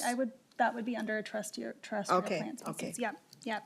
So let's do a vote real quick, and then let's have conversation if we need to. So if you agree that these are all in, give me a 3 to 5 on how strongly you feel. Okay, I'm seeing good. Are these in? No? Okay, we have a no. Okay. And our online folks? 2 5s. 2 5s? Okay. So our threshold for voting is 80%. So we're at 80% or more. There's a third 5 from online that just got shown. Thank you. So we got 3 5s. Thank you. But we do have one that is a fist. So do you want to share your perspective on? I've talked with other members on this as well. I don't think we need this. I think we have stuff in place now. Every time I look at this, it reminds me of the old sayings when, why do we break away from England besides taxes was, oh my goodness, you went and you picked the king's mushrooms. These are state lands. And yeah, somebody might go out there and they might do some damage, but that's gonna be few and far between. And if we're going to go down the route that we're gonna start preventing people from going on state lands, then we have another problem. Yeah. We're going down a road we don't need to be on. We don't need to permit every single thing we do. And in the case of these, whether it's mushrooms or berries, there's a limited time that we have to go get them anyway. And if private people want to go out there and pick these things, and we take a lot of stock in state land, more than I would like to see on our state land. It's pretty close. If you add it all together, we're about a third of the state is in somehow public land somewhere. That's a lot of land. And now we're gonna start permitting people to go out there. It doesn't make sense to me. Yeah, and I'll just maybe offer up that these are just for discussion purposes, so this is to scope the conversation. And so when you get to the point of making the recommendations, I think those are the elements that you'll dive into. Yeah. Okay, Thank you, Steve. so, Gary? yes, sorry. Madam Chair, Gary Wyatt, University of Minnesota Extension. Senator Green, appreciate your comments on the no permitting and so forth. We're not quite there yet, but I tend to agree with you, but I wanted to kind of dovetail and reinforce Luke and Angela's comment about other state lands. I think we need for the next meeting to have that defined, other state lands. And yeah, not that we're going to permit everything, Senator Green, but I think maybe we could come up with some best management practices or so forth, or recommendations, and maybe a website the DNR doesn't have right now, a central website for foraging, and maybe seed collection or something, just educational type things. Yeah, thank you. Other state lands we have, like a whole list, and we can go through each one. Madam Chair, I just want to agree with Go ahead, Steve. You're going down another rabbit hole too, because other state lands is a lot. And, you could be preventing people from walking in the ditch here, if you're gonna go DOT. You have county tax forfeited lands. And we should, when we get to that point here, the counties are managing their lands, the state shouldn't be able to come in and tell the counties how to manage those lands. Now you're in that. You have, the tax forfeited lands that are technically go back to the state. Some you can't. For instance, if there's water touching those tax forfeited lands, they fall under the authority of the state. Otherwise, many of them are still under the authority of the county. We're going down some pretty big rabbit holes here. And you're gonna, I'm not gonna be here past January, I guarantee you. And so, be careful how much you want to do. Great points. Yeah. Are we ready to move on to the next? Yeah, so I've already spoken with Nick about maybe coming back the next meeting that we have with a list of all the possible land use for us to know as we're discussing, and then we can decide what is within our scope and what isn't going to be within our scope. But yes, thank you for the discussion. Very good. All right, so looks like we're good with the all-in. We're good with the all-in, yep. So we can move on to the all-out. So just to recap what we heard, these are tribal, federal, and private lands are out of scope of this task force. Commercial use, maple syruping, and wild rice are out of scope. Madam Chair. Uh, How do we yes. vote on this now? If we vote no, does that mean we want these in? Or if we vote yes, does that mean we want them out? So you agree if they're out, if they're out of scope. Or if there's a question mark, then we take it out of the out list.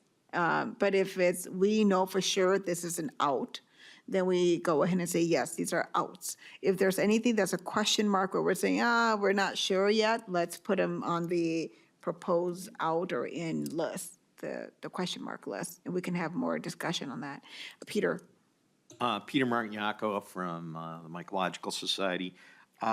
Personally, I would like to leave maple syruping in, only because it's become controversial in the last year, and the DNR seems to be proposing some changes in their position on allowing syruping on state forest lands. Okay. So we're going to move that one to the proposed out for now. And then we'll work on that individually, have that discussion. For now, then we're going to have the tribal, federal, and private lands and commercial use as all out. And wild rice, And wild rice. out. Anybody else have any concerns on this before we do the 5th to 5 on any of these items? Anyone online? Okay. Let's go in and do the 5th to 5. Let's show our 5th to 5. So if you agree that these are out of scope of 3 or the 3 to 5, okay. Looking like. And what do we have for online? 3 5s. Okay, wonderful. So we're all in agreement to this one, and we can move on to the proposed out, and we'll add maple syruping for that discussion. Great. Okay, Stephanie, if you want to go to the next slide. So these are just one by one, they'll pop up. So the first one is county managed state land. And we had to pick a side. So we picked the proposed that these are out of scope. So we're voting on keeping them out of scope. So if you agree that this is out of scope, it's a 3 to 5 vote. If you want to keep it in scope, it's a 0 to 2. Yeah.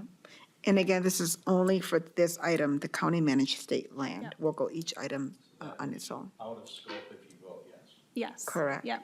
And we can have robust discussion too at this time. If someone has any thoughts that they want to contribute to this item before we vote, please do so. Luke? Madam Chair, Luke Skinner, I just more like a clarification, a definition of what we consider county-managed state lands. Okay.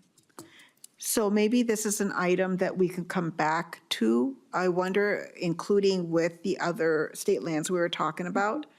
Maybe we bring this one back with the other one, and the next time we'll vote if that's in scope, out of scope, and have more discussion. Would that be okay for moving on today? Okay, thank you, Luke.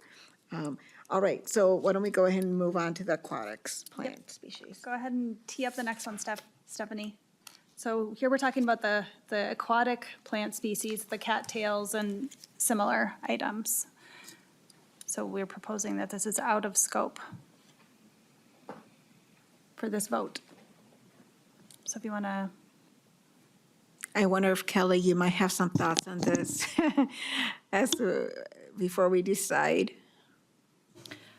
Kelly Bruns, Minnesota DNR. I think it's just going to be really important when we look at the recommendations that we will provide at the end of our work, that if we leave this out, it creates some ambiguity on like, why didn't we address certain plant species just because they were terrestrial or aquatic on state lands? So I think that is my concern, is that we should look at them maybe in a package setting. Okay, Thank you. thank you, Kelly, Peter, and then Angela afterwards, or whomever. I'm after. Oh, yeah, Peter, go ahead. Oh, I was just going to say, I absolutely, I don't understand why this would have been proposed as an out. Okay. Because we had to pick a side. So we're just. Well, no, you're picking Yeah. the wrong one. That's the problem. It logically, as Kelly says, it logically, I mean, foraging sometimes includes aquatic species. And there are some people that, you know, I know in our indigenous community that can be a prized foraging target. Okay, thank you, Thank Peter. you. Angela? Thanks, Madam Chair. Yeah, Angela Gupta, University of Minnesota Extension. And I think I may be in agreement. So I'm not sure I understand why it would be kept out. Like, is there different management issues with aquatic plants that I'm unaware of? Thanks. Alex, online. Yeah, thank you, Alex Falconer. I guess, yeah, I'm wondering why this would be an out too, and if there's some crossover and ambiguity for aquatic versus terrestrial, example being cranberries. We Superior National Forest has those, but they typically grow in like bog, marsh, peatlands. Is that aquatic? Is it not? So partially, it seems to be a gray area, just in definition. But then also, I just fundamentally think that it should still be an in. Thank you, Alex. Steve? Thank you. Could DNR come up for a minute?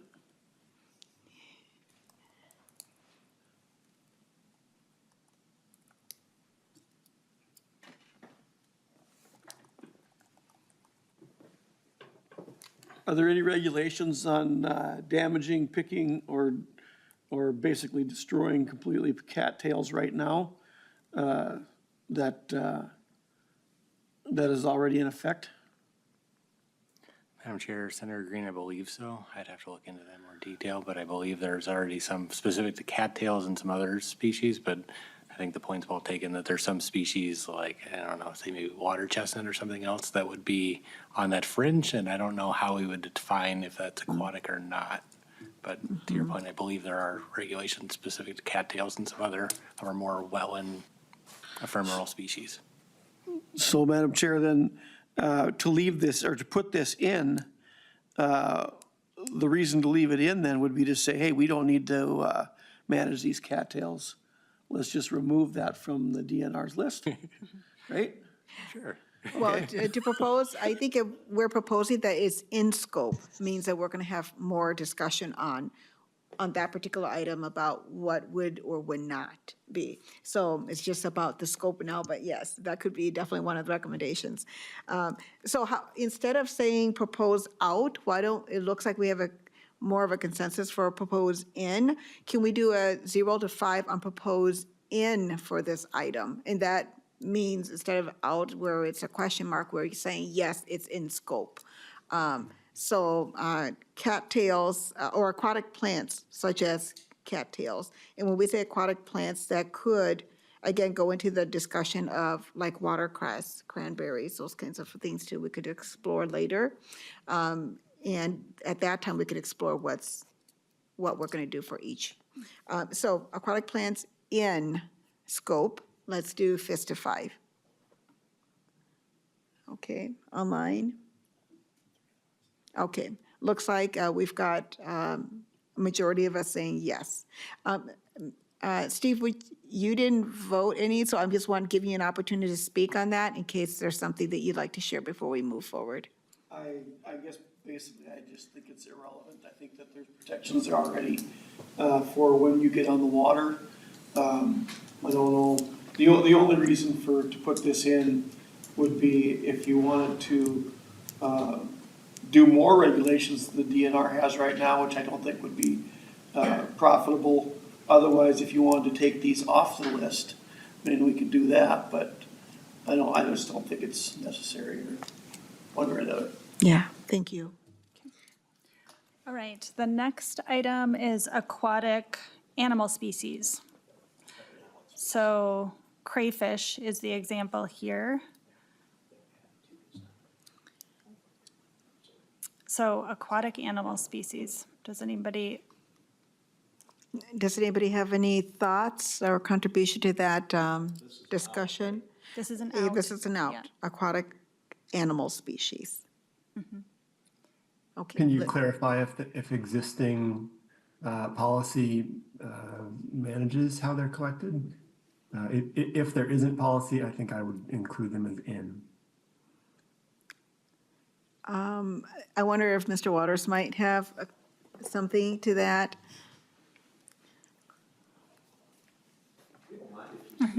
Yeah. I think you should just stay there. Madam Chair, I am not sure about this one. I think similar to cattails, I believe there's some restrictions, especially like rusty crayfish and invasive species we would have regulations about, but other things that are native, I'm not sure about. So I'm sorry, I can't be more helpful right now, but I'll follow up. Yeah, thank you. I would just suggest that, this is just my thoughts, is that because this is aquatic animal species, that we leave it out, because I would like for us to kind of think about more plant mushrooms type and not get into the animal species. That could be its own item on its own with the task force almost. So that's my recommendation. Any other contribution to this discussion before we vote, or fist of five? Okay, let's do fist of five. Out, okay, this is out. Online?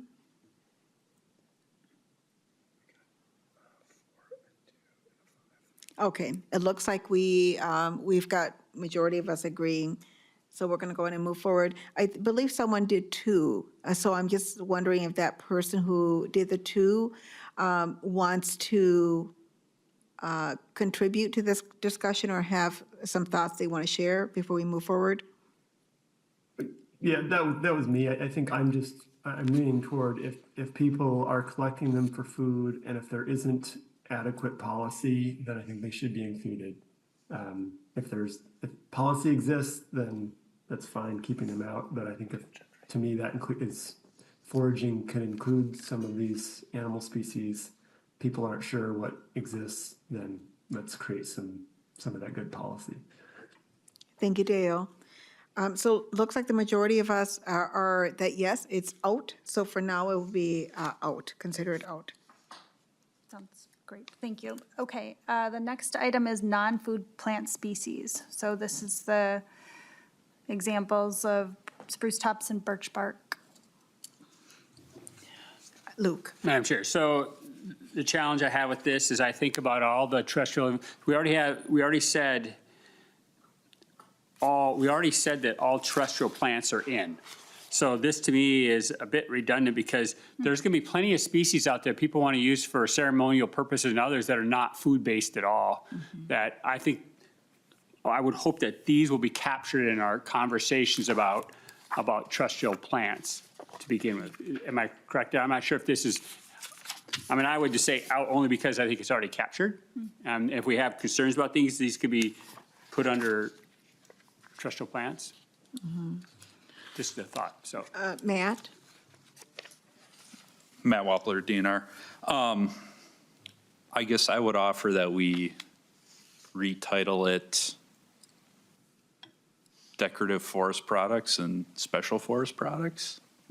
Because then that covers, birch bark, spruce tops, boughs, other things that are collected for decorative purposes for either personal use or future commercial use, which falls under existing permitting. Steve and then Gary. Thank you. Same question to the DNR. Is there any regulations out there now as far as the harvesting of pine boughs, for instance, birch bark? Madam Chair, Senator Green, yes. Okay, so we're right back where we were. The only reason to leave this in is if you wanted to somehow reduce the regulations on it, which I'd be fine with. If we get there, I don't think should have to have a permit to go get this stuff anyway. But we're doing the redundant thing here and broadening the scope of this task force from what it started out to be, which was the edible, and we're going down other roads here, so I don't think that there's any point in leaving this in myself. Gary? Madam Chair, Gary Wyatt, University of Minnesota Extension. Another term might be non-timber forest products. It's widely used, and that means decoratives, that means boughs, that means a lot of things. So another term to throw out there. Yeah, I appreciate Senator Green's comments too, but yeah, I think it's, and I like Luke's comments too about the terrestrial plants, that these certainly are terrestrial plants. Thank you. Okay. Anybody else in online? So I think what I'm hearing is that we could rephrase this to non-food plant species, including non-timber and decorative to that. And when we're saying that we're going to propose it out, that means that we're okay not discussing it at all within our scope. And whatever regulations and rules currently apply to these, we're not going to look at, and we're not looking to change it. Okay, that's when we say we propose it out, means we're not going to discuss this in our work. If we're saying we want to include it, it means that we want to look at it, have the discussion. We may have 0 recommendations for it, or we may have recommendations for it, but we want it in scope where we have the time to discuss it and review it. So I'm just clarifying that to see where people are at with including that or not. And again, this is non-food purposes. So that means that anything that would be possibly used as a food plant or consumed would still fall under the yes in the other category. So should we go ahead and vote on 0 to 5 on this, or get a out? So so this would be 0 to 5 for out.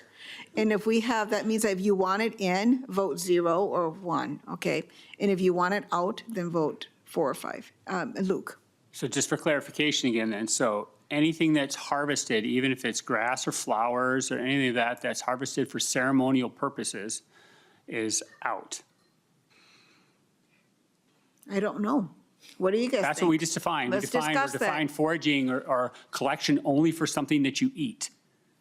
So I just want to make sure that as a group, this is for me kind of a clear-cut thing about scope, what's in scope and what's not. If Yeah. we're only talking about things that we harvest or collect to eat, the term foraging, right? So I just want to make sure we're clear on that.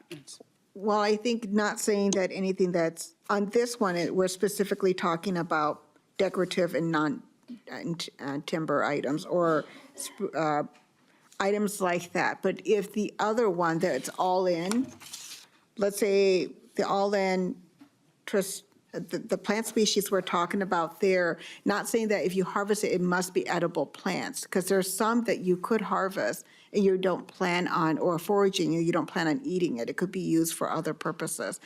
I guess we're going to have to talk about that when we talk about those plants. In this particular one, I'm thinking we are only talking about decorative, non-timber Forest products.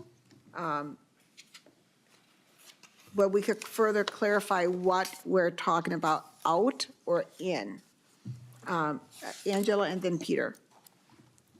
Thanks, Madam Chair. Angela Gupta, University of Minnesota Extension. Yeah, I'm having the same thought. I'm thinking sweetgrass, catnip, some other things. And I'm wondering if, this is maybe a question for John. So currently, it looks like the DNR statute reads, prohibits the removal of plants.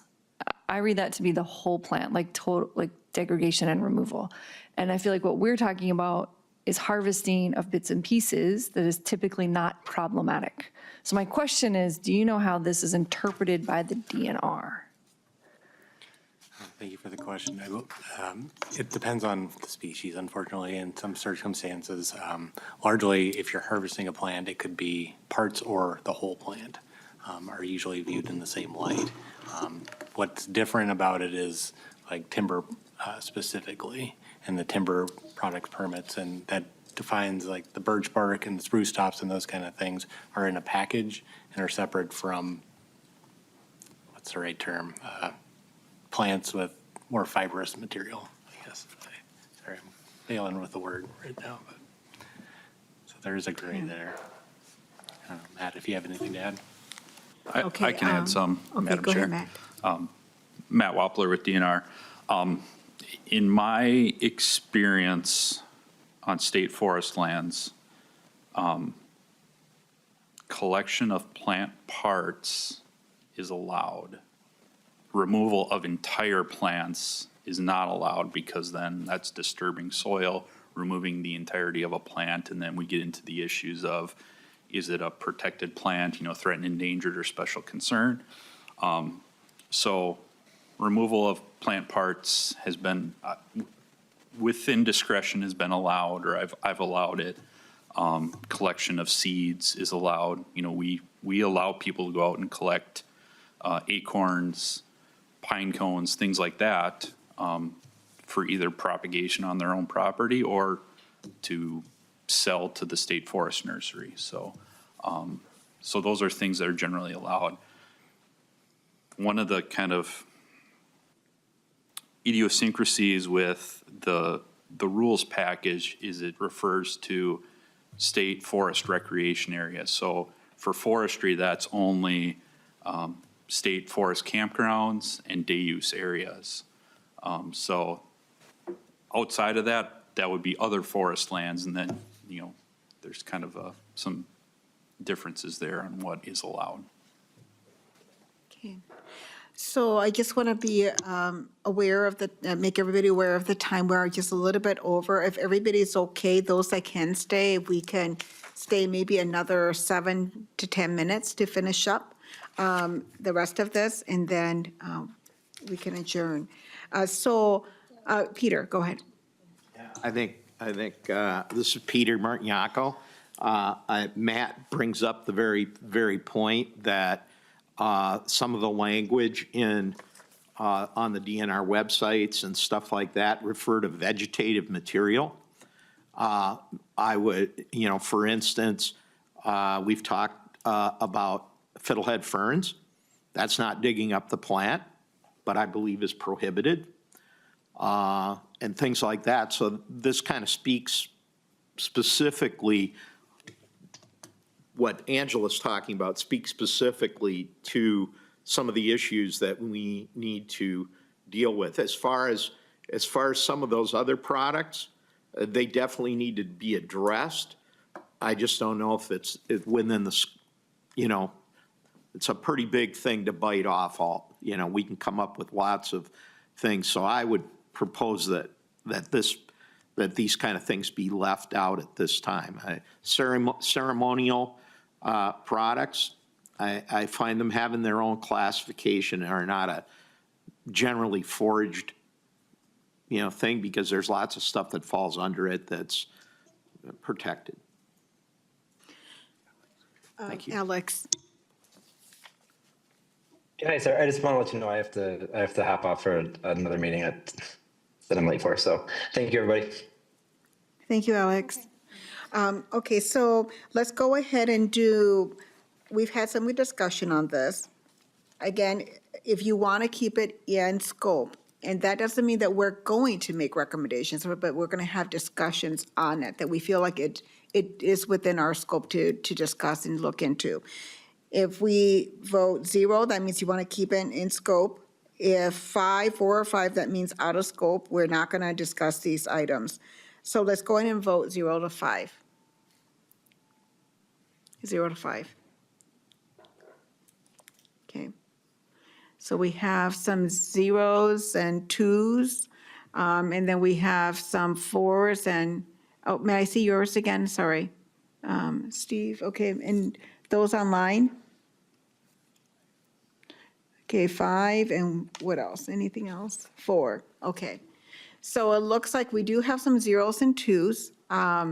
About 4 of us have 0s and 2s, and the rest are 5. So we don't have 80% necessarily, but how about we come back to this item with the state lands that we're talking about item, and we can, at that time, have a little bit more discussion again, and then we can vote again at that time. Is that okay with everyone, since we're not at that 80%? Okay, thank you. Okay, the last one for today is insects. So insects in or out of scope for this task force? Can we get an example of what that would be? I think Angela has a very good example to share. Yeah, thanks, Madam Chair. Angela Gupta, University of Minnesota Extension. We led a foraging event for some of our South Asian Minnesotans, and indeed, emerald ash borer larvae for foraging, for eating and consumption came up, and with great enthusiasm. And I didn't realize people ate emerald ash borer larvae, and so long as they're not moving, it sounds delightful. And maybe some of my professional colleagues in EAB would like to know how they're finding it. But it was unexpected but not unwelcome, potentially. Thanks. Thank you, Angela. Any questions or thoughts on this before we do Fist of 5? Okay, so 5 means out, 0 means possibly in. So everybody show your Fist of 5. Any online? 2 and 3 online. So can I get Gary and is it Dale online to kind of talk a little bit about this? Because you're the 2 and the 0. Go ahead, Gary. Madam Chair, Gary Wyatt. I just appreciate Angie's foraging lesson out in the woods, and the people were digging in the ash trees, finding the larvae and so forth. So it's fine to not consider insects. I don't know too many insects, so I suppose grasshoppers and so forth, certainly edible. I don't think that's an issue, and maybe for not our committee. So thank you very much. Okay, thank you, Gary. Dale, how about you? Yeah, I'm just trying to stay consistent here, and to me, if we're talking about foraging, it isn't limited to plants, and if there's inadequate policy and we have a foraging task force, that this is the opportunity to discuss it. It doesn't matter to me whether they're, whatever people are eating, then let's create some good policy. So that's my approach. Thank you, Dale, for sharing that.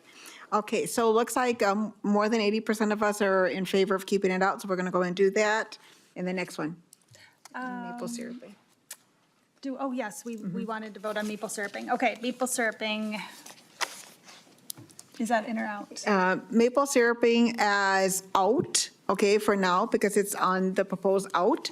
But of course, we could do 0 for keeping it in that scale. Any discussion on that really quickly before we vote? I know we've already had a little bit of discussion on that. Anybody online or here? Okay, so 0 for keeping it in, 5 for keeping it out. Okay, so 0 to 5, show me your Fist of 5. Okay, let's see what's online. Okay, we've got a 5 and a 1 online, so we've got 3 people with a 0 or 1, and the majority of us as a 5. I don't know if that's necessarily 80%. I think that's really close to 80%. So I'm going to say keep out, but I do want to give those that are 0 or 1s the opportunity to talk and persuade us.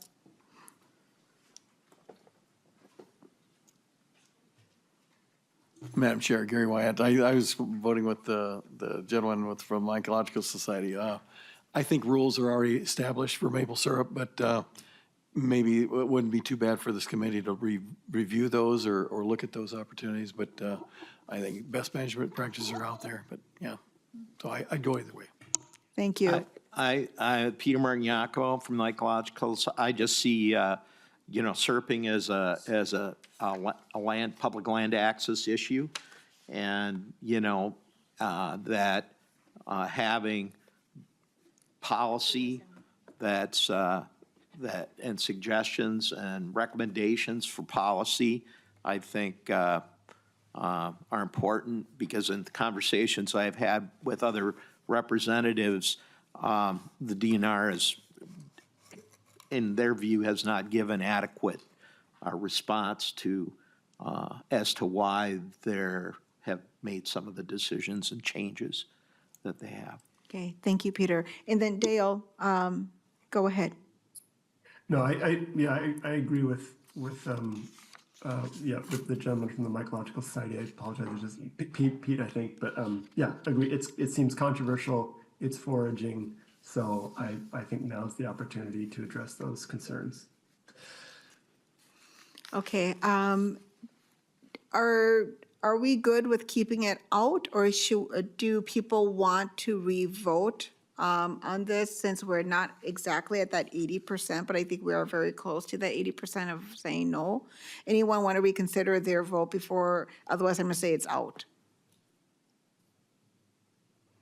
Okay, then it's out. Okay, great. So we're going to wrap up here in like 1 minute. I do want to just talk, thank you, Jennifer, for doing this. Talk about our next steps, which is our field trip that's coming up. Those of you who can attend, please do. I think it'll be very educational for all of us. We do have some listening sessions coming up, 4 of them that are 90 minutes each, 3 online, 1 in person, and we will be working with staff to see who will be present at that, because we don't want a quorum, but we want all of us to have an opportunity to be at those listening sessions. And then I'm wondering if we have any, we did decide to do public input at the end, because we thought that would be really helpful for the public to kind of hear our discussions, and then also give us their input and ask any questions at the end. So I'm wondering if there's anybody out in the public right now that would like to speak. Do we have anybody online, in person? If you do, please walk up to the podium or the desk there. Okay, seeing none, we're going to close public input. And then, members, do you have anything quickly before we adjourn? Luke. Madam Chair, Luke Skinner. I am interested about how we're going to choose our speakers to come in to speak to us, and if we have suggestions, do we just forward them on to staff, or how you want to do it? And for me, partially, it goes back to what Matt said earlier. I really want to hear also from the Indigenous voice and from Native Americans, and we haven't had that yet, or barely. And so I don't feel like I have somebody who came and spoke to our park district, which I find valuable, but I'm not sure if that's who the tribes would appoint to come and speak. And whether they're on the committee, if they're not, we should have them coming and at least providing their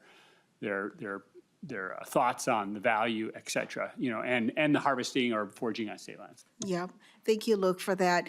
So I know Stephanie and Nick is keeping a list of possible speakers, presenters, and if you want to recommend it, someone going to reach out to the both of them and myself. Also, if you want to check to see who else may already be in that list of possible, reach out to them. They can kind of go through the list with you. Also, I think that there's a lot of opportunities for us to have people. One is we've talked about possibly a panel of people, and then 2 is presentations from specific groups, so we want to hear from. And then there's always public input time as well. So if they want to come and don't necessarily have a presentation or anything, but they want to come and give their input, they're welcome to come during public input as well, and then send information to us. There's many ways that stakeholders and groups can engage and individuals can engage with this task force. So I would welcome all of that too. But Luke, if you want to follow up, that would be great. Thank you. Anybody else before we adjourn? Okay, seeing none, I call this meeting adjourned. Thank you, everyone.